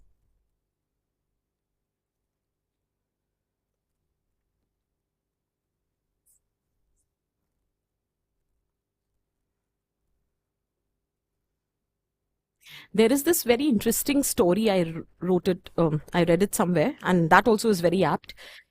That story goes like, or that anecdote goes like, that imagine you have a bank account which gets credited with 86,400 rupees every morning. But then there is a condition. You have to spend the entire money on the given day. There is no provision for saving. There is no provision to lend it to someone. And there is no provision for carrying forward that amount on the next day. And by evening, if you fail to spend that amount, the amount stands forfeited. So what would be the ideal thing? You would be judicially utilizing that money because you know that money cannot be saved, it cannot be lent, it cannot be carried forward. So everybody would try to make the best possible utilization of the money, the amount that is being provided to them. Similarly, life credits every day 86,400 seconds to our life. So time is free, but it is priceless. You can own it, but you can use it. You can't keep it, but you can spend it. And once you have lost it, you will never get it back. That is the significance of being timeliness or being punctual or diligent in your actions. Is this very clear? So again, you can start the essay with this anecdote. Choice is yours. You don't have to give a real life example. You can start it like this also. But in this entire essay, timeliness is very important. That timeliness to act is very important. Let's very quickly see. Is everybody able to brainstorm? Are you able to prepare the questions? Let's very quickly have a look. Why is it important to repair the roof when sun is shining? Why is timeliness of action important? What happens if one does not do so? What can be done to minimize the damage? What are the virtues that should be developed for this trait of right action at right time? And overall conclusion. You can add more questions to it. Absolutely your choice. But then it is your essay. Own your essay. Create 5-6 questions and write it down. Is this very clear? Very quickly, let's have a look. The first part of your body is explanation. Ideally, हम ये मानते हैं कि ये questions क्यों create किए जाते हैं जिससे आप literal explanation दे सको topic का. Because once you have given the literal explanation, then you can draw analogy. The first step is to give the literal explanation. Just look at the literal explanation. The primary message of the quote is fixing the leak is best done when the weather is good. Simple. There is a need to become far more proactive and fix the roof while sun is shining. The ideal time to start beginning the work is of fixing the roof is as soon as leak was found as the weather would support. The first sunny day would be the ideal thing. And that is what I talked about, broken window theory. हमने literal interpretation देने के बाद we have drawn the analogies now. The statement is being used to remind us that we should fix what is broken as soon as possible. Waiting for the next rainstorm and trying to fix it then is little late as well as ill-advised. पूरा essence, पूरा सार समझा दिया. अब बस explore करते चलो through examples. For instance, if a student fails in the exam, he or she should revisit the strategies and shortcomings. And these shortcomings should be fixed during the passive time when the sun is shining, meaning when the pressure of the exam is least. It gives the proper time to think, analyze, and reform. And the example is at what level? Individual example. Let's take another example, societal example. For instance, given the increasing intolerance among different religious community, it is apt time to contain these feelings before a few incidents of intolerance and crime like beheading of a person in Rajasthan take the form of communal violence. और ये already roof में leakage है, ये तो since independence ये leakage है. इस leakage को सही करना बहुत जरूरी है. अब दूसरे किसी कांड का वेट थोड़ी ना करोगे.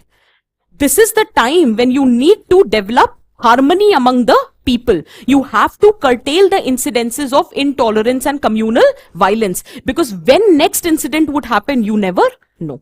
See? Again, the next example, national level. Similarly, India was diplomatically pressurized through American food program PL 480. In those days, India was not self-sufficient in the production of food grain, in spite of having the fertile land. While the sun was shining, Indian leadership led by Lal Bahadur Shastri ji decided to make India independent in terms of food production. He laid the foundation of Green Revolution. Consequently, India didn't face a food crisis further because leakages in the roof were fixed while the sun was shining. And the example is at national level. अब समझ आ रहा है कैसे build up हो रहा है? Individual level, societal level, national level, international level. If Pakistan and Sri Lanka would have fixed their economy and political crisis as the first appearance of fissures, they wouldn't have been in such a sorry state of affair today. Is it very clear?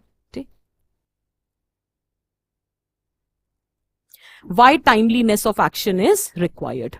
Not every hazard is a disaster. It turns into a disaster if necessary actions are not taken on time. अब फिर एक line में एक paragraph में आपने पढ़ा दिया. For example, it is too easy to procrastinate, but the next thing you know it's raining again. Then you have to suffer through the leaks and the damage they cause and try to remember once the sun is shining again. हम हर बार सोचते नहीं, और कभी कभी तो attempt देते वक्त सोचते हैं अगली बार अच्छे से तैयारी करके आएंगे, कल से ही टाइम टेबल बनाएंगे, क्योंकि दिख रहा है अभी तो होना नहीं, हो गया गड़बड़. बट फिर क्या होता है, कल जाके वो बात भूल जाते हैं, फिर अगले अटेम्प्ट में फिर यही चीज रिपीट कर रहे होते हैं. That's a very human nature. ठीक है, it is very easy to procrastinate. Is that clear? So वही वाली बात है कि काल करे सो आज कर, आज करे सो अब. हमारा क्या है, आज करे सो काल कर, काल करे सो परसों, इतनी भी क्या जल्दी है जब जीना है बरसों. ठीक है, तो that is the mindset which is existing, but that needs to change. अब यहाँ पे आप कोविड का एग्जाम्पल देख सकते हो. Do you realize how important it is to make timely actions? See, what are the significance at individual level? Efficiency आएगी, productivity आएगी, frequent achievement होगा, you will be motivated. Not only that, at societal level, अगर timely actions ले रहे हैं and we are solving all the problems, peace आएगा, harmony आएगा, maintenance of law and order होगा, inclusive development होगा. At national level, demographic dividend को reap कर सकते हैं, और वहां पे ये एग्जाम्पल एक्चुअली अप्लाई कर सकते हो. This is the best time. हम वेट थोड़ी ना करेंगे जब डिविडेंड डिजास्टर बन जाए. So you have to act timely. Demographic dividend hai, environmental degradation hai, agricultural reforms hai. These are the things which cannot wait. Problem of hunger hai, poverty hai, inequality hai, that needs to be addressed in a very timely manner. And you can't say these problems are not existing. Now you got the point when I said leakage has already to be there. So pick up those issues which are already existing, but timely action is the need of the hour. And there is many areas where we have not acted in a timely manner and we have suffered. Can I say research and development? Can we say industrialization? Can we say social infrastructure? है ना? These are the areas, अगर हम timely action लेते, we wouldn't have suffered. Is that clear? Again, explanation part hai, totally your choice how you intend to explain. This is just a detailed essay which I have provided. A personal level pe. It is well said by the elders, don't dig well when you feel thirsty. You should have done it when your stomach was filled with water. It means that the action should be taken much earlier in a favorable environment rather than waiting for the emergency. Again, you can give examples. Societal level में देखो, individual level में आप career grow, अच्छा हाँ, individual level में examples दे रहे हो, आप रिलेशनशिप का भी एग्जांपल्स दे सकते हो. Any kind of relationships, any kind of professional aspirations, any kind of competitive exams, individual level पे all these 3 examples are very relevant. And relationship examples in the current context is very relevant because that is the cause of most of the मतलब mental illness which is existing in the society. Same holds true societal level पे. देखो, Covid के time पे एक shadow pandemic आया. Covid was the pandemic but there was a shadow pandemic in the form of domestic abuse against women. ऐसा तो है नहीं डोमेस्टिक अब्यूज पहली बार हो रहा था.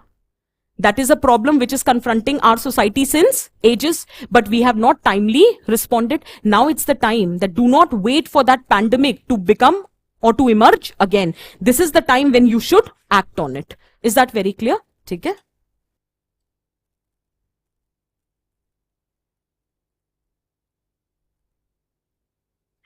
Most importantly, why it is important to act in a timely manner is that if you will wait for the problems to escalate, the efforts required to deal with the problem will significantly increase.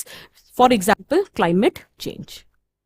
Clearly बोल दिया है that if immediately the action is not taken, IPCC report has clearly said that if immediate and deep emission reduction across all the sectors are not being taken, global warming को limit करना up till 1.5 degree would be a challenge, impossible task. So you should not wait for the problems to become grave challenges. It needs to be timely addressed. Similarly, there is one example I've given with respect to cancer. That's the choice. कि अगर early stage में detect हो जाता है, it is easy to handle. But if there is a delay, then the person might have to lose their life. What happens when you do not act in a timely manner? अभी तक हम बात कर रहे थे what is the significance of timely actions. Now we are talking about what if you don't act in a timely manner. मैंने सिर्फ आपके लिए रेफरेंस दे दिया है, आप इस पे एक्सप्लोर कर सकते हो. इंडिविजुअल लेवल पे you can talk about. Social level पे there is a problem of urban flooding. ऐसा तो है नहीं पहली बार हुआ, लेकिन पहली बार बैंगलोर में हुआ, और बैंगलोर के भी उस एरिया में हुआ जहां इलीट सेक्शन वाज लिविंग. तो अगर आप टाइमली एक्ट नहीं करोगे तो फ्लड ये देख के थोड़ी ना आएगा किस एरिया में आ रहा हूं, वो तो आ जाएगा. So the point here is problems like urban flooding, intolerance, crime that needs to be addressed. Economic level पे poverty, unemployment, inequality. Political level, India China, north east crisis, naxalism, ये सारे वो हैं the dangers where we did not act in a timely manner and we have to pay the heavy price. So whether it was India, China, it was very much anticipated, but we could not see it. Similarly, northeastern crisis, time and again there have been red flags where underdevelopmental issue कह लो या उनके culture को recognition नहीं मिला वो कह लो, but that crisis has existed. But due to lack of timely response, many a times the crises have escalated. Same holds true for lack of proper implementation of land reforms, which has also resulted into problems like Naxalism. ठीक है?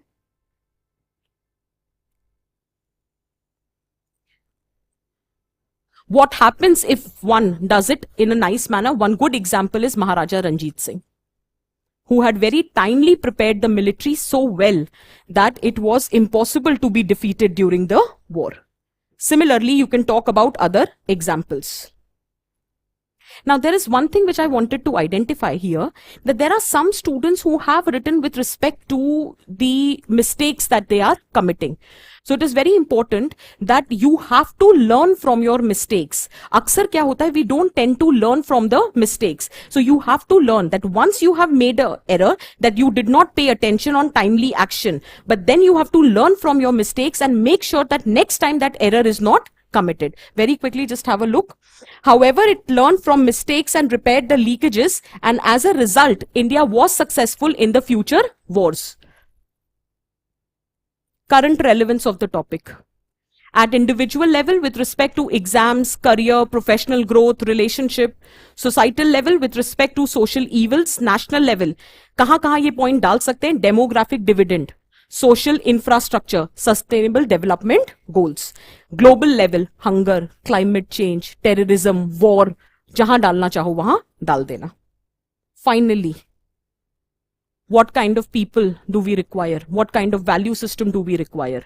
We require emotional intelligence. We require proactiveness. We require punctuality. We require wisdom. And then you can elaborate on this. Is this very clear for everyone? Again, did you understand the interpretation of the topic? Everyone in the class. Was it clear? Is the structure of the essay getting cleared? Are you understanding how to brainstorm? कुछ clarity आ रही है कैसे करना है? ठीक है. एक दो टॉपिक्स और देखते हैं जल्दी से.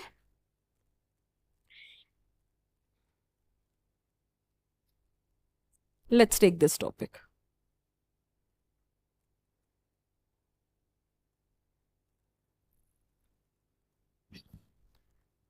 Just take 2 minutes and interpret the topic.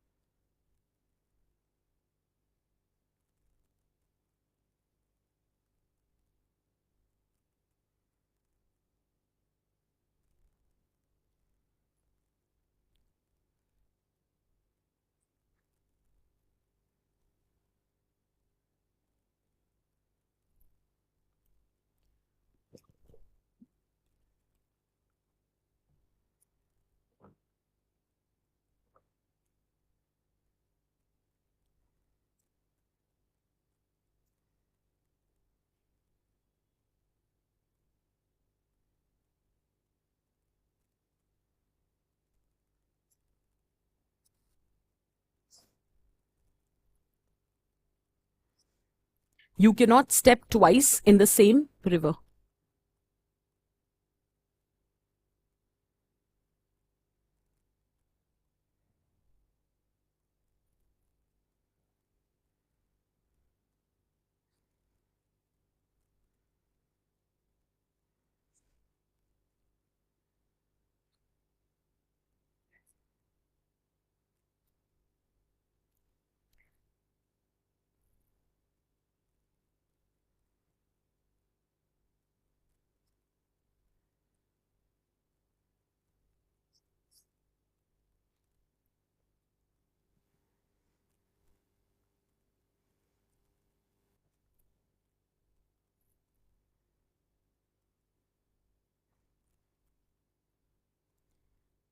Has anyone got 2022 का question paper?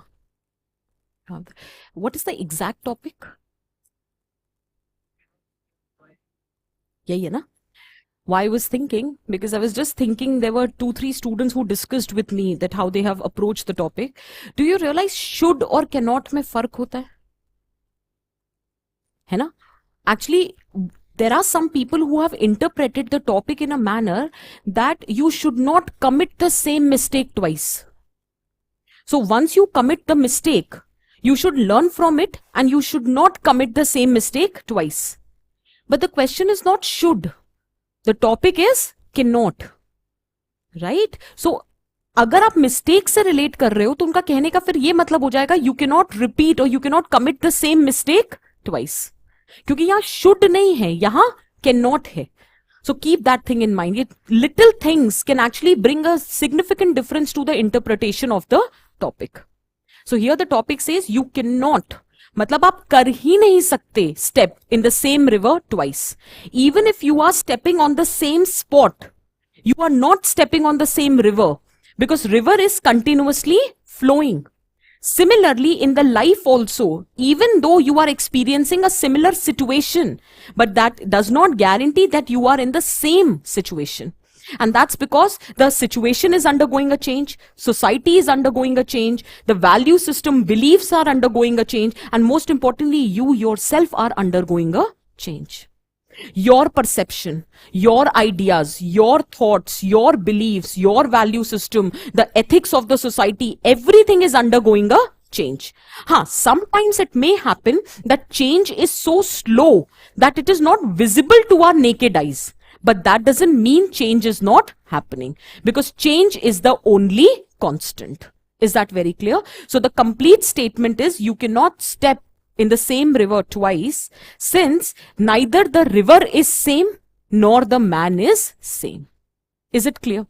अब मुद्दा ये आता है जो मैं आपको शुरुआत में समझा रही थी, that there are some topics which have to be written only through examples. This is one of the topic. Has environment underwent a change? Has your economy underwent a change?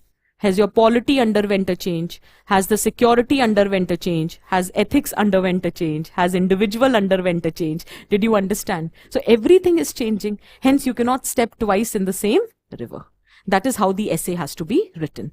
So first you explain the literal interpretation of the topic, and then you have to just give examples from different walks of life, and finally you have to tell what are the learning lessons. Let's very quickly have a look. Interpretation of the topic. Can we talk about human evolution?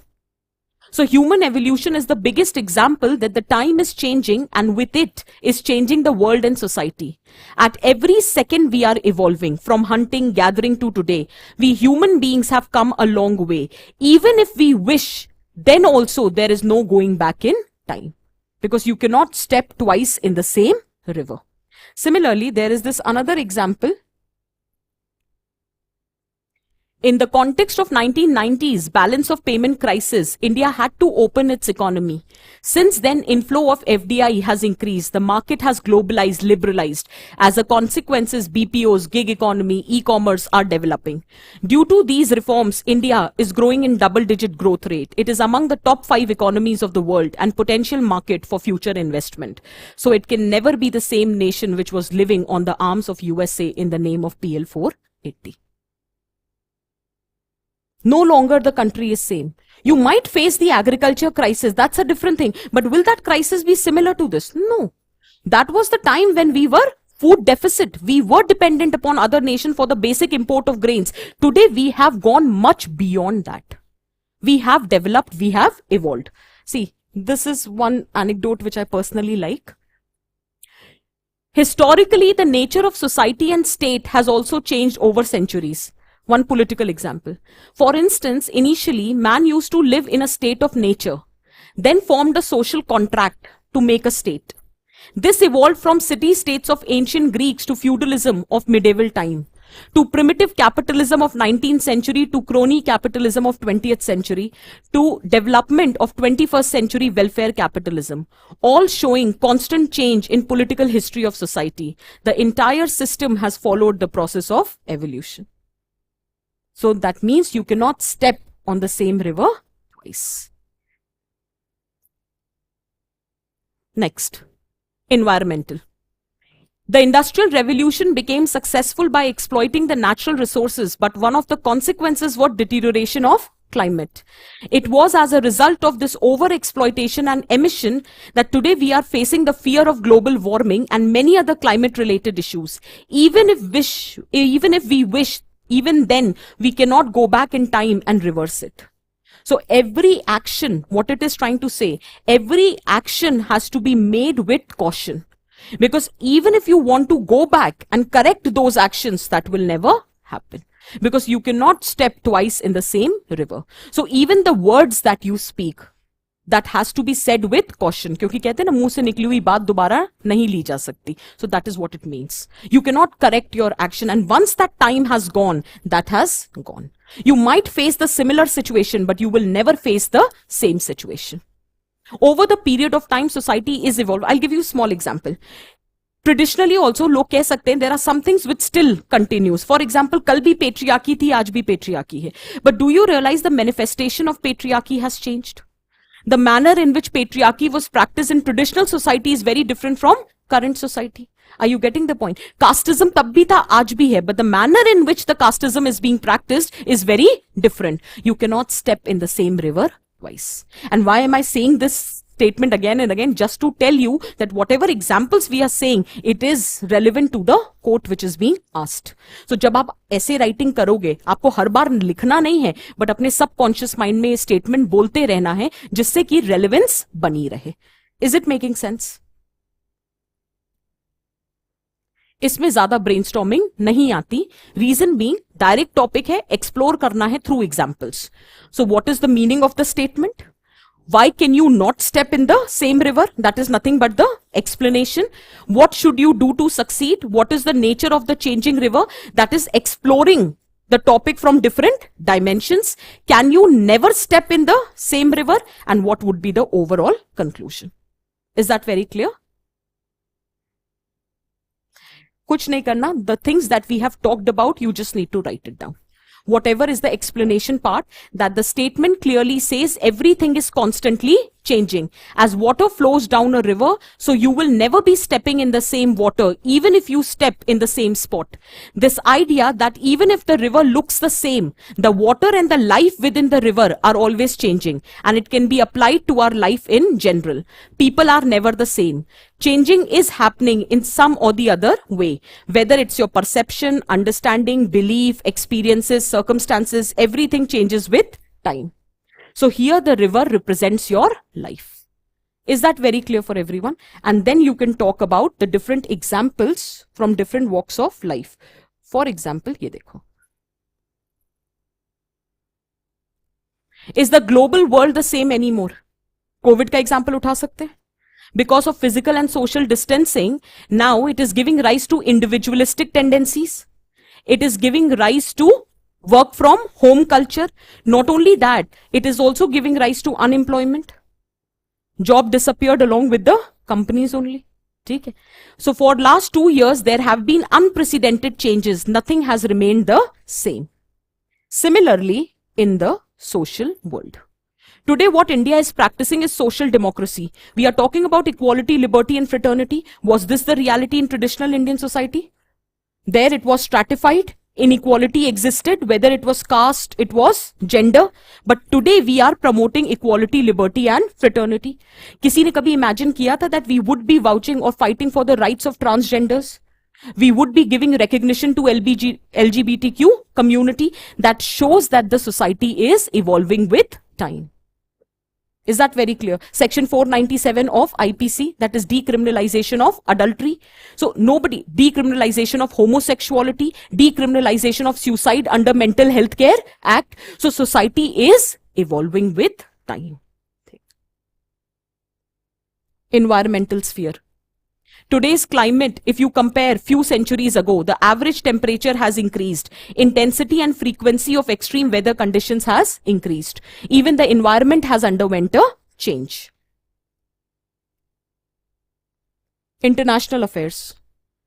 Is the foreign policy the same what it used to be during independence? Absolutely not.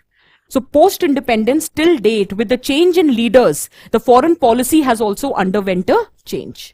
There has been change with respect to India's stature in the global scenario. So nothing has remained the same. There was a time when US always supported Pakistan against India, but that has underwent a change. So everything, even in the international sphere, is undergoing a change. Technologically. Technology is one thing which change at a very rapid pace. So whether it is Internet of Things, whether it is artificial intelligence, cloud computing, किसी ने सोचा था ये सब होगा, हो रहा है. So things have changed. एक टाइम था जब लोग कहते थे लोग पानी भी बिकेगा, लोग खरीदेंगे पानी, लोगों को लगता था क्या मजाक है, हुआ. फिर लोगों ने कहा कि नहीं, थोड़े दिन बाद देखना एयर भी बिकेगी, लोग खरीदेंगे एक साफ air, there is so much of pollution. लोगों को लगा था मजाक है, देखो एयर प्यूरिफायर चल रहे हैं। Did you get the point? तो कभी किसी ने सोचा नहीं था, बट हो रही है ना चीजें, because things change, that is the reality, change is the only constant.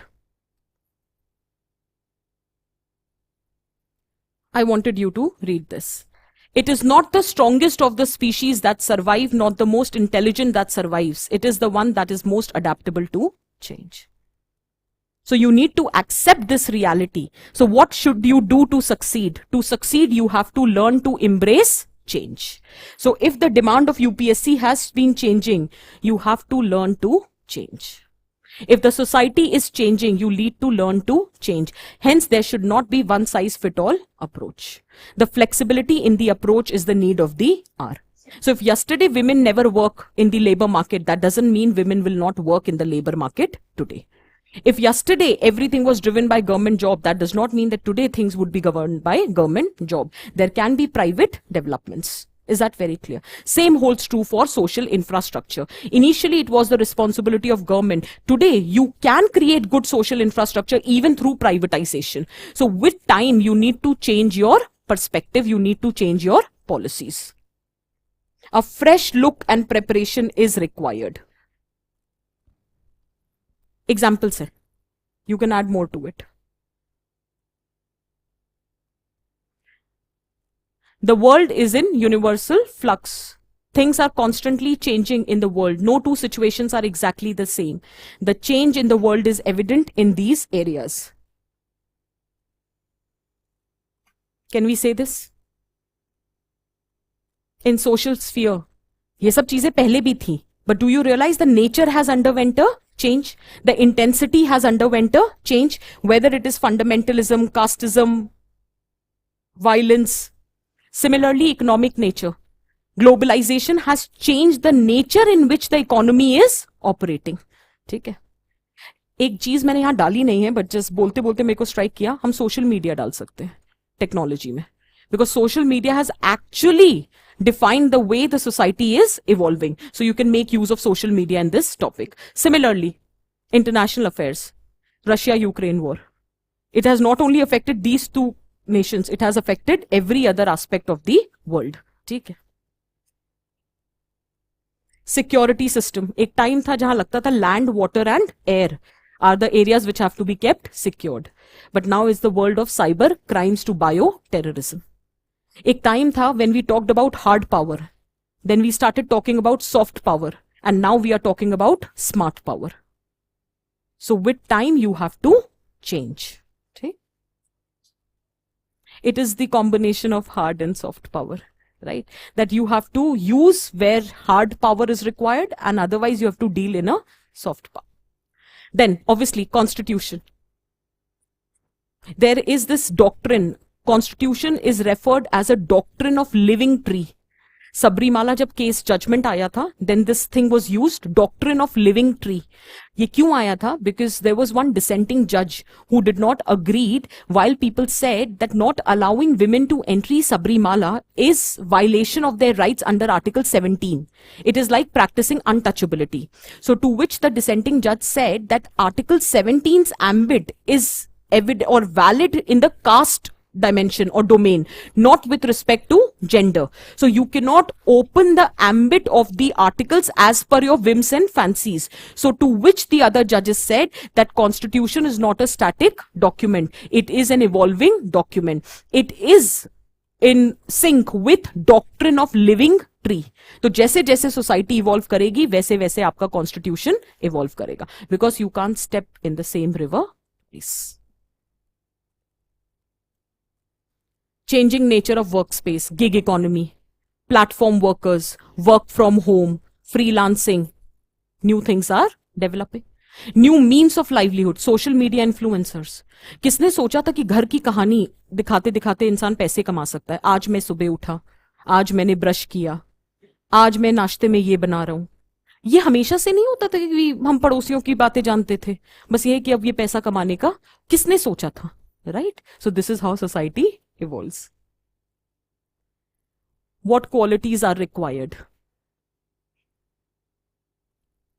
ability to adapt, courage of conviction, emotional intelligence, wisdom and prudence. First and foremost, you should have the ability to adapt. Otherwise, you would not be able to survive through changes. For example, civil servants have to learn. There are new type of crimes which are emerging. So they have to be skilled. हम बात नहीं करते, you not only have to be skilled, but regular upgradation of your skills are required so that you have the ability to adapt to the changes which are happening. Same holds true. Wisdom होना चाहिए. That if a person is going in the same river of UPSC, then with one failure, they should be able to assess their shortcomings, and more experience and learning should step in the same river again only to succeed. एक बात यहाँ पे मैं add करना चाहती हूँ, just for the explanation part. Although it might happen that you are giving the same examination, but you will no longer be the same person. There will always be a change. आपने भले ही पूरे साल नहीं भी पढ़ाई करी होगी, कुछ तो observations हुए होंगे, कुछ नए developments हुए होंगे. So you would not remain the same person over a period of 1 year. So you are attempting the same paper, same examination, but the questions would not be the same. The day would not be the same.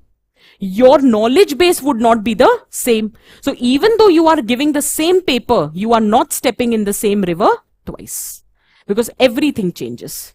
Is this very clear? And then you can give examples. Overall एक conclusion देखते हैं. The world is in constant flux. As Gita also says, change is the law of universe. Problems cannot be solved by the same level of thinking that created them, Einstein says. So then you need to understand कि अगर किसी level पे problems create हुई हैं, you have to go beyond that and you have to find the solutions to those problems. However, एक point बस मैं add करना चाहती थी, that in this changing world, there is one thing which might be permanent, and that is your character. Right? And that should remain. A good, positive, evolved character should be one thing which should not change. Rest, everything is open to change. Is this very clear? I was talking to a lot of people. We were just discussing, the students. Some people said sometimes the relationships, for example, mother-child relation, that also does not change. But that is one thing I would not agree to. Because the more you become mature, the more you start understanding the other person, even if it is the mother-child relation. Okay? So with time, even the relationships also undergo a change. And why to take change in a negative context? Maybe the change is positive. Even the mother-child relation is becoming more evolved. So one thing is for sure, nothing remains same. One thing should remain the same in case it is a positive character. Is this very clear? That can be an overall conclusion, and you can choose to write any conclusion that you wish to. Again, did you understand? Okay. I'll just take one last topic to give you an idea. I was thinking of taking more topics, but let's take two topics from each. So there is one more topic. Let's talk about that, and then we can disperse. And if possible, we'll keep the discussion for the remaining topics next week.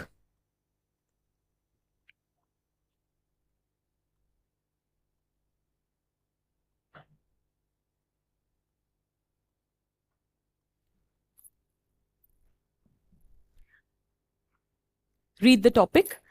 Poets are the unacknowledged legislators of the world.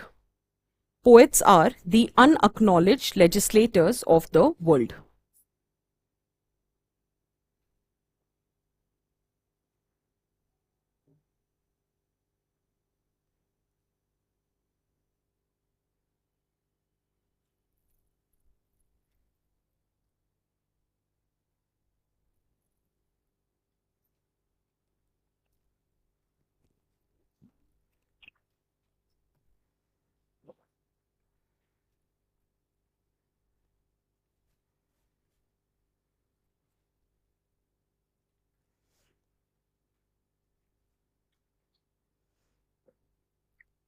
See, while attempting this essay, there were two challenges. One, you should be aware of some of the work of the poets. And since the topic says poets are unacknowledged legislators of the world, so just by having knowledge about the poets in our society would not serve the purpose. You should have examples from world over. At least some 3-4 examples from other societies should be there. Only then it would add the richness to your essay. This is one topic I don't think many people have attempted. There are two topics which most of us have attempted. That was, one was ship wala, and other was the roof should be repaired when sun is shining. Mostly people have attempted these two topics, since these two topics are word in different sections. Okay. Having said that, you cannot step twice in the same river. That is also attempted by few, but I haven't come across people who have attempted this topic. So maybe some have attempted. We can't say that, but then let's have a look at it. See, it's a very direct topic in which you talk about who are poets. What do you mean by legislators?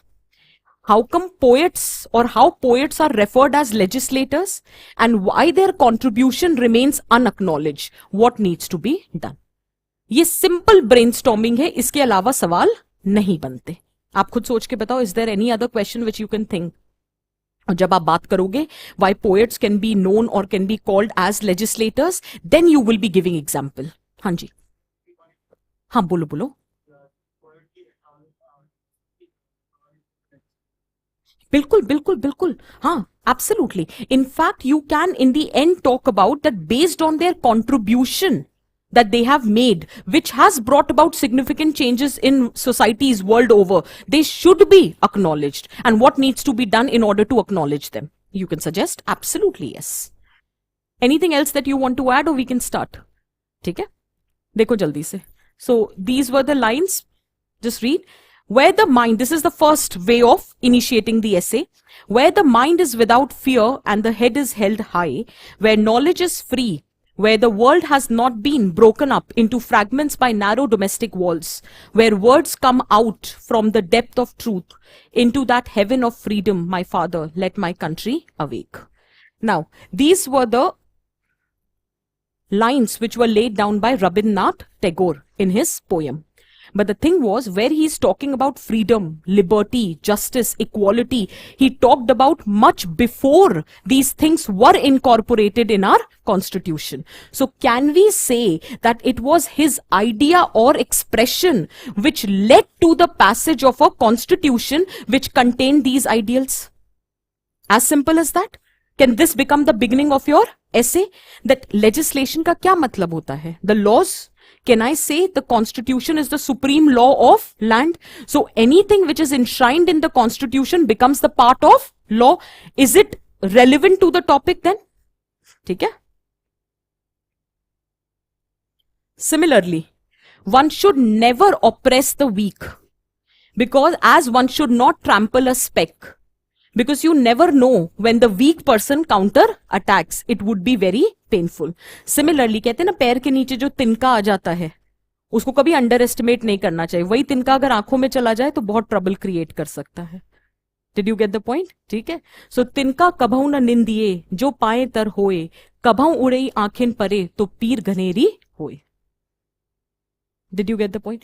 ये ऐसे तब तक नहीं लिख सकते जब तक आपको कपलेट्स ना आते हो, जब तक आपको पोएम्स ना आती हो, जब तक आपको वर्क ना पता हो. यहाँ पे स्कूल की नॉलेज बहुत काम आएगी, या फिर अगर लिटरेचर आपका ऑप्शनल है तो बहुत काम आएगा. और if you are fond of reading, then also this essay would be very helpful. Then actually you can showcase your knowledge. That is why we say essay gives you an opportunity for creative expression. Not everyone would be good with this topic, but in case you are good with it, you might fetch some extra marks. Is this clear? Similarly, Ramdhari Singh Dinkar ji, इनकी कविताएं आप लिख सकते हो. ठीक है. So that totally depends upon what you choose to write. For example, he talked about Bharat अब भी व्याकुल विपत्ति के घेरे में, दिल्ली में तो खूब ज्योति की चहल पहल, पर भटक रहा सारा देश अंधेरे में. So that was at the time of independence, when everybody was celebrating the independence. He said कि things are still not very favorable. There are a lot of people who were suffering because independence did come at a cost. So that was the time when communal violence was there. People were separated from their loved ones. There was challenges of poverty, unemployment that time. Is that clear? So all of that can be mentioned. It's a simple topic. All is required is good examples. Otherwise, there is nothing much to be discussed in the topic. Who are poets? What do you mean by legislators? Why poets are the legislators? What are their, or why their contribution is unacknowledged, and what is the overall conclusion? Very quickly, just have a look. ये first line लिखते वक्त भी मुझे लग रहा था मैंने क्यों ही लिखा है. Poet is one who rights poetry. ये मत लिखना. मतलब वो होता नहीं है, when you are writing something it just happens. Yeah, this is very juvenile. Let's not write this, okay? You can start with the next thing, that poets are one who have great imaginative and expressive capabilities. उतना ये वो कहेगा wow क्या बात बताई, हमें तो पता ही नहीं था poets are those who write poetry. So anyway, next, they are the people whose mind is always curious and thoughtful. See, this is your essay. You don't have to write who is a poet in a very academic, and who knows, मतलब who prepares that who is a poet? आपको लिखना है who is a poet. Poet is one person who can imagine. He is one person who have that creative expression. In fact, poet is one who can actually perceive what is happening around, because very objectively he is seeing that what is happening around him, and through his words he can express which no one other dares to do. Is that clear? And sometimes that expression can take form of the legislation in the coming years. Is this clear? Okay. They have the critical thinking skills. They have the ability to convey information clearly, and they are socially perceptive, aware of others' reaction. History of poetry is as old as history of human civilization. Wherever human civilization has went through intellectual dark age, it is always the poet and philosophers who have saved it. Is that clear? It has been due to the writings of poets and philosophers of the time that Europe could have been taken from the dark age towards Renaissance. In fact, it is said modernity is the brainchild of these intellectuals. Okay. This is the statement that poets are unacknowledged legislators. It's a statement by another poet, Shelley. So that Shelley has made this statement, and it has been said that whenever you want to establish a morally virtuous society, and you want to look for the reasons how you can establish a moral, ethical, justice-based society, you will always find guidance in the work and the minds of a poet. That's the power of a poet to bring about social change in the society. So that was the interpretation which was given by Shelley. Is that clear? In fact, he said that it is the poetic ability that whether or you are able to express those things which people have never even imagined. For example, when Mahadevi Verma ji talked about the equality between men and women, at that point of time, no one imagined that there should be equality between men and women. Similarly, the poets, when they have talked about, there was a poet, he was an environmentalist, William Blake, when he talked about the environmental damage which is being caused by industrialization, at that point of time, nobody even thought about it. So, they are much ahead of their times because they have a vision. They can see what might happen in the coming years. Is this clear? Take care.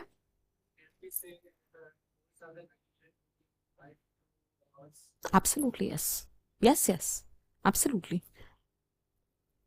In fact, they are the one who give expression to the emotions, to the social reality in comprehensible words. That is how you can say. ठीक है? Then who are legislators? अच्छा, एक और चीज before we proceed. ये headings नहीं दे के आना एग्जाम में. Who are poet? Who are legislate? ये सिर्फ आपकी अंडरस्टैंडिंग के लिए है. ठीक है? तो ये headings नहीं देना. In general, who is a legislator? A person who frames and passes the law. But that is not the intention. The intention is the legislator's objective is to come up with the laws which will ensure public welfare. तभी ना आप link कर पाओगे why poets are known as unacknowledged legislators. Because legislation का purpose ही होता है growth, development, inclusiveness, public welfare. हो ना हो वो एक अलग बात है, but objective यही होता है law बनाने का. Is that very clear? Now this was the point which I was saying. That Shelley calls poets the legislators of the world because for him much of the valuable philosophy which is needed to make the world moral and judicial was found in the minds and work of poets.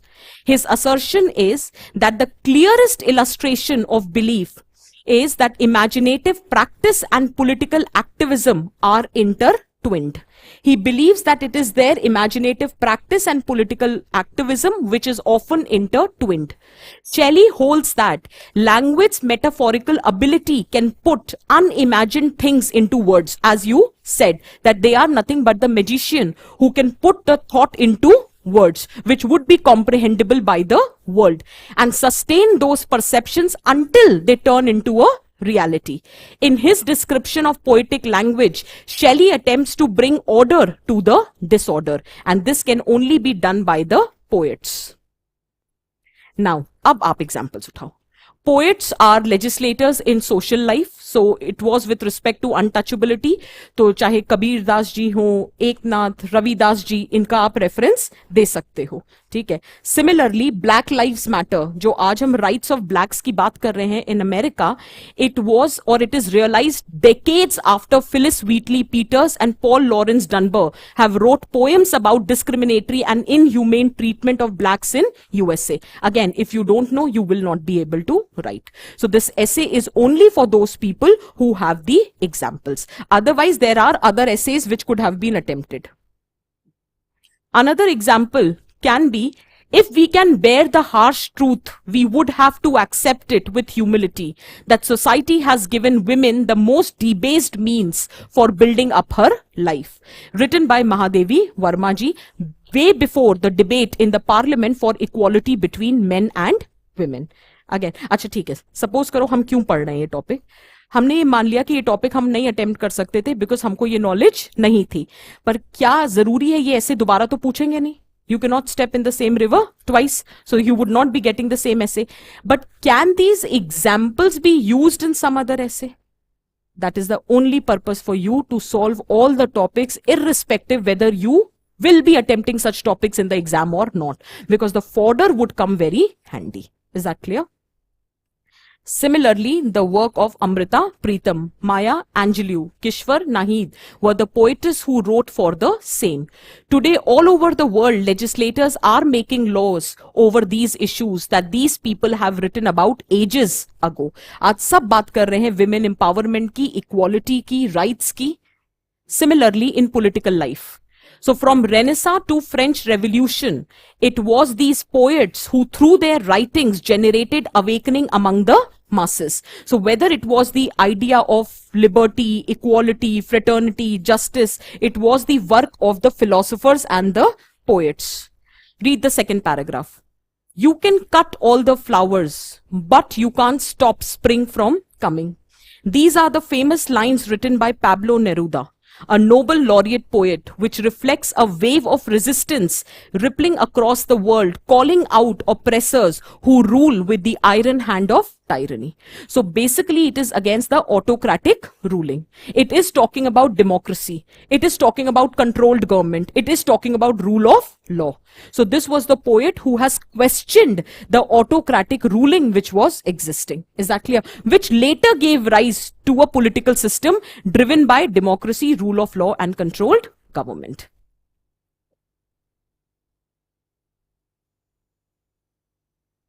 See, you can continue it from here if you want to know the reference. Pablo wrote for the crisis of Chile, and his poetry was upheld as a symbol of resistance to dictatorship. But today his poems are remembered worldwide as a symbol of strength of mass movement, whether it is protest in Hong Kong for democracy. So wherever it is a protest for rights, rule of law, democracy, this poet is often being referred to. Okay. This one example I was talking about, environmental protection. I told you, William Blake talked about the menace of industrialization, that how it is causing damage to the environment. उस समय पे environmentalism, climate change कोई जानता भी नहीं था. He was way ahead of his times. Is that very clear? So you should know what William Blake has talked about. Similarly, there was another Hopkins, another famous poet of 19th century, who actually had criticized felling of some beautiful aspen trees. And shortly after the publication of his poem, those trees were replanted. And even today, this poem is being referred. So whenever there has to be a campaign with respect to replanting of the trees, often the poem written by Hopkins is referred. Okay? Although this is not a direct linkage, but again you can draw the analogy. Just see.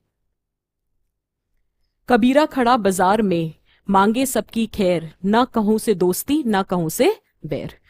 So we can apply this to India's foreign policy, non-alignment. कर सकते हैं, application है, जहां डालना चाहो, यही तो है हमारी policy. This was the policy in post-independence period. We will not ally with any of the power bloc, क्योंकि किसी से दोस्ती नहीं रखनी, किसी से बैर नहीं रखना. इनफैक्ट यही रीजन दिया था जवाहरलाल नेहरू जी ने जब उन्होंने ये बात कही थी that the recently independent nations, India, we have nothing to gain by allying with any of the power bloc. So it is better to remain non-aligned. ठीक है? So we can apply this. Kabir Das ji ने इस context में नहीं कहा है. This is the application which we are talking about.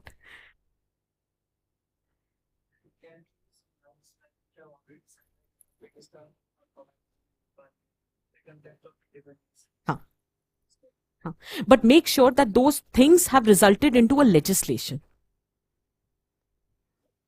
Otherwise, we can write lot many things, but you have to link it with a law which has been passed later.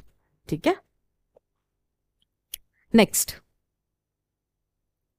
ये एक important aspect था, which many of the people have not touched.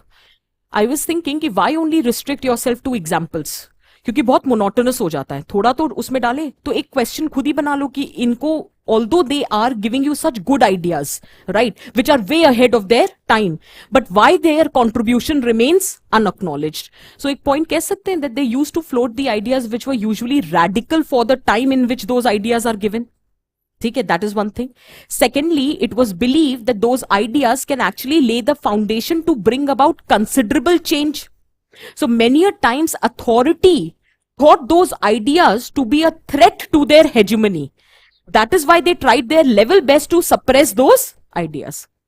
Because often these ideas used to question the authority. They used to talk about equality. They used to talk about justice. So they were causing a threat to the hegemony of the dominant sections in the society. So many a time people used to suppress those ideas. For example, we have examples that they have been seen as a threat to establish order and the deliberate attempt from the state to suppress their voice. For example, when a poet had wrote against the military coup of General Ayub Khan and Zia-ul-Haq and protested on the streets against the draconian state rule, he was jailed multiple times and his ideas were stopped from spreading. Ek time aisa aaya tha, he was being refused pen and paper to write his words. So he started writing on the floor and wall. Because nothing can stop an idea for whose time has come. So, and often been said that pen are mightier than sword. Is that very clear? So Shelley argues that poets have the power to enact laws and produce new sources of knowledge, establishing the position of poets as legislators. Is this clear for everyone? However, since most of their ideas are ahead of their time, they think of ideas unimaginable to the common mind. Hence, their ideas are often ignored or neglected. क्योंकि हमको लगता ही नहीं, आज हम उस बारे में बात करते हैं तो लगता है कितना रेलेवेंट था, बट आज से 200 साल पहले सोचो जब वो आइडिया दिया गया होगा तो लोग हंसते होंगे, अरे व्हाट नॉनसेंस, ये this will never happen. You know, are you understanding? So they are way ahead of their times and mostly their ideas are radical in nature and it is causing a threat to the established hegemony of the authority and that is why their ideas were suppressed. Okay. You can give these examples. And even if their ideas are passed on, it takes generations to finally acknowledge them as legitimate views. And by the time their ideas become popular sentiment and legislation is created on them, it takes even centuries. And by that time, people tend to forget these unsung heroes. Shelley, in fact, खुद ऐसे poet थे जिनके ideas famous हुए थे after he was no longer there. Till the time he was there, he was writing, no one acknowledged his work. And that is why he said poets are unacknowledged legislators of the world. Is this clear? You can add more examples to it. Finally, what needs to be done? We need to acknowledge their contribution. We need to spread awareness. And we have to stop doubting their intent. We should not treat their writings as a threat. Because ultimate objective of most of these poets is to establish harmony, morality, justice, equality in the society. And most importantly, the children should be made aware about their contribution. So their works, the relevant works should be incorporated in the curriculum of the education system so that the children know about them. बहुत सारे बच्चे होते हैं पढ़कर आ रहे हैं, but you have never known about what the contribution of these poets have been and how socially, politically, economically relevant their ideas have been. So that needs to be, so this is what I said. To make children aware about these heroes and their ideas, the poem should be made part of curriculum and should be included in the textbooks. जैसे महादेवी वर्मा जी के बारे में सबने पढ़ा है क्योंकि school में था. Are you getting the point? Kabir Das ji के दोहे पढ़े हैं क्योंकि स्कूल करिकुलम का पार्ट है. So whenever these are made the part of the school curriculum, automatically the awareness is generated. ये मैंने एक extra add किया था just to give it a theoretical bent. What are the qualities of the distinguished poets? They are the ones who act as a voice for voiceless. They are the one who are socially aware. They are the one having emotional intelligence. They are the one having wisdom. Now wait. The moment you write this, do you realize you have to write 2 essays? And in both the essays, your way forward cannot be the same. तो एक में आपने qualities बता दी, क्या दूसरे में ये बता सकते हैं how to build these qualities? There is a topic in your ethics paper, socialization. So the right kind of qualities can be shaped through right kind of socialization through different agencies. And what are those agencies? Family, media, education system, religion, peer group, etc. All I'm just trying to say is don't write the same conclusion for both the essays. And try to choose different dimensions through which those essays would be explored. नहीं तो न चाहते हुए भी example repeat हो जाएगा. And make sure you are never repeating your examples. There are enough examples to be written. Please don't repeat. Refrain from repeating the examples. Is this very clear? Now, before we conclude, you need to tell me, did you understand whatever we have discussed so far? Is everything clear for everyone? Hanji.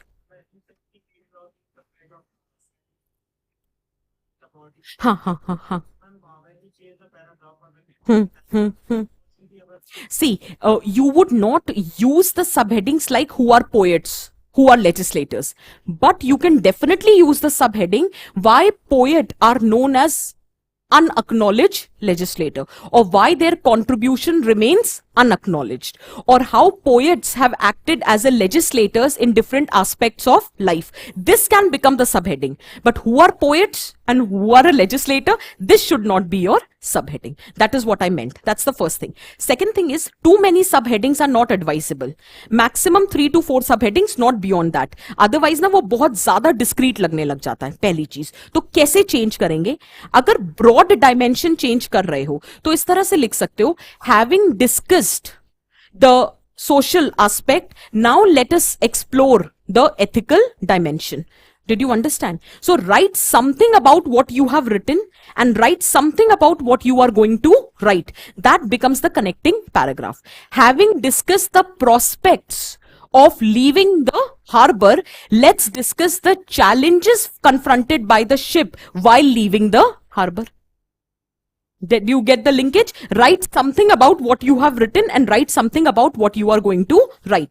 Again, this kind of thing cannot be repeated because it would be a waste of space. So make utilization of all the techniques. Write somewhere subheadings, write somewhere connecting statements, or somewhere you can just write the first word of a paragraph like socially, economically, or at individual level, collective level, national level. That automatically adds coherence to your essay. So in that case, connecting paragraph would not be required. So make use of all 3 techniques so that you don't have to repeat anything.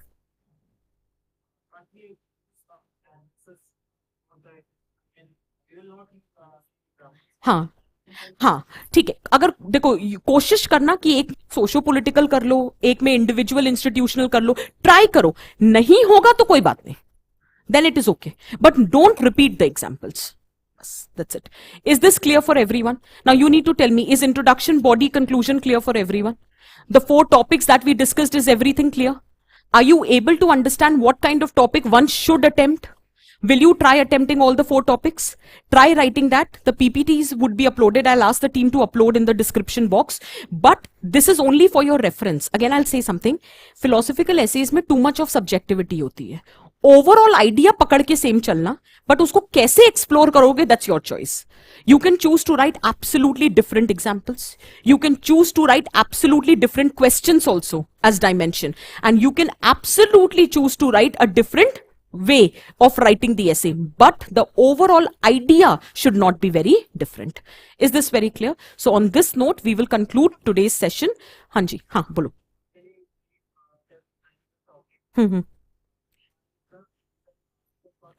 Ambiguities, हाँ. See, here smile is an expression. And why it is being said as ambiguous? Because when a person smiles, you cannot decipher exactly what the person is thinking. So it becomes a very ambiguous emotion or expression of feeling. For example, if I'm angry with you, you will be knowing through my expression that I'm angry. If I'm happy with you, but smile is very ambiguous. You can never know what the person is going through. Sometimes when you have to avoid answering, you just smile. Right? You never know whether the answer will be in positive or negative, but you just smile. Sometimes smile is seen in a very positive domain because it gives you a sense of courage. For example, do you realize the first nuclear test that we conducted, Smiling Buddha? Smile has been also perceived in a very positive light. It is equated with courage, it is equated with good, it is equated with something which is auspicious. तो अक्सर हम कहते हैं ना मुस्कुराते रहो, मुस्कुराते हुए घर से निकलो, शुभ होगा. Right? Why? Because it is treated like this. तभी तो हमने इतने बड़े टेस्ट का नाम स्माइलिंग बुद्धा रखा. एक और एग्जाम्पल उठा सकते हो, अंगुली माल की कहानी, अगर कभी सुनी हो. Angulimal was a person who was very atrocious. He used to kill people, cut their fingers and wear a garland of it. So it once so happened he was living in an area where Gautam Buddha was also residing. So once during the day after having his meal, he started walking towards the area where Angulimal was living. So every person cautioned Gautam Buddha, please don't go in that area because there is this person who is having very beastly tendency. He will kill the person. However, Gautam Buddha did not relent. He kept on walking in that area. And that person, Angulimal, had the potential to kill more than like groups of people also. So then when Angulimal saw Gautam Buddha, he was very determined that he will kill Gautam Buddha. So he started running towards Gautam Buddha. But no matter with how much might he was running towards Gautam Buddha, he just could not caught hold. And Gautam Buddha was walking at a very calm, composed pace. Obviously, he was an enlightened soul. So then what happened? He got very baffled. Why am I not able to caught hold of Gautam Buddha? So he shouted, stop. So Gautam Buddha turned and he smiled and he said, Angulimal, I have stopped. Now it is your time to stop. And that were the words of Gautam Buddha which made such a significant impact on Angulimal that was a defining moment of his life. He gave up killing of all the people. So what here? Gesture was smile. So smile is a very powerful emotion, but you never know in what context that smile has been used. That is why it is said it has an ambiguity associated to it. So this is the overall interpretation of the topic. Is that clear? What we'll do is that we'll plan that next week we keep a small session where, because the background has already been done, we'll try to keep a session next week or whenever it is feasible, and we'll discuss the remaining 4 topics also. But the purpose of that session would only be the topic discussion rather than the background, because today was the first session, so we talked about the background also. So based on whatever we have discussed in today's lecture, try to write on that. Okay? In case you have any difficulty, so whenever we are planning the next session, we can discuss that. Is this clear? Okay? Chalo. On this note, we conclude the session. I hope this is helpful. I'll just ask the team to upload that PPT. Bye, people.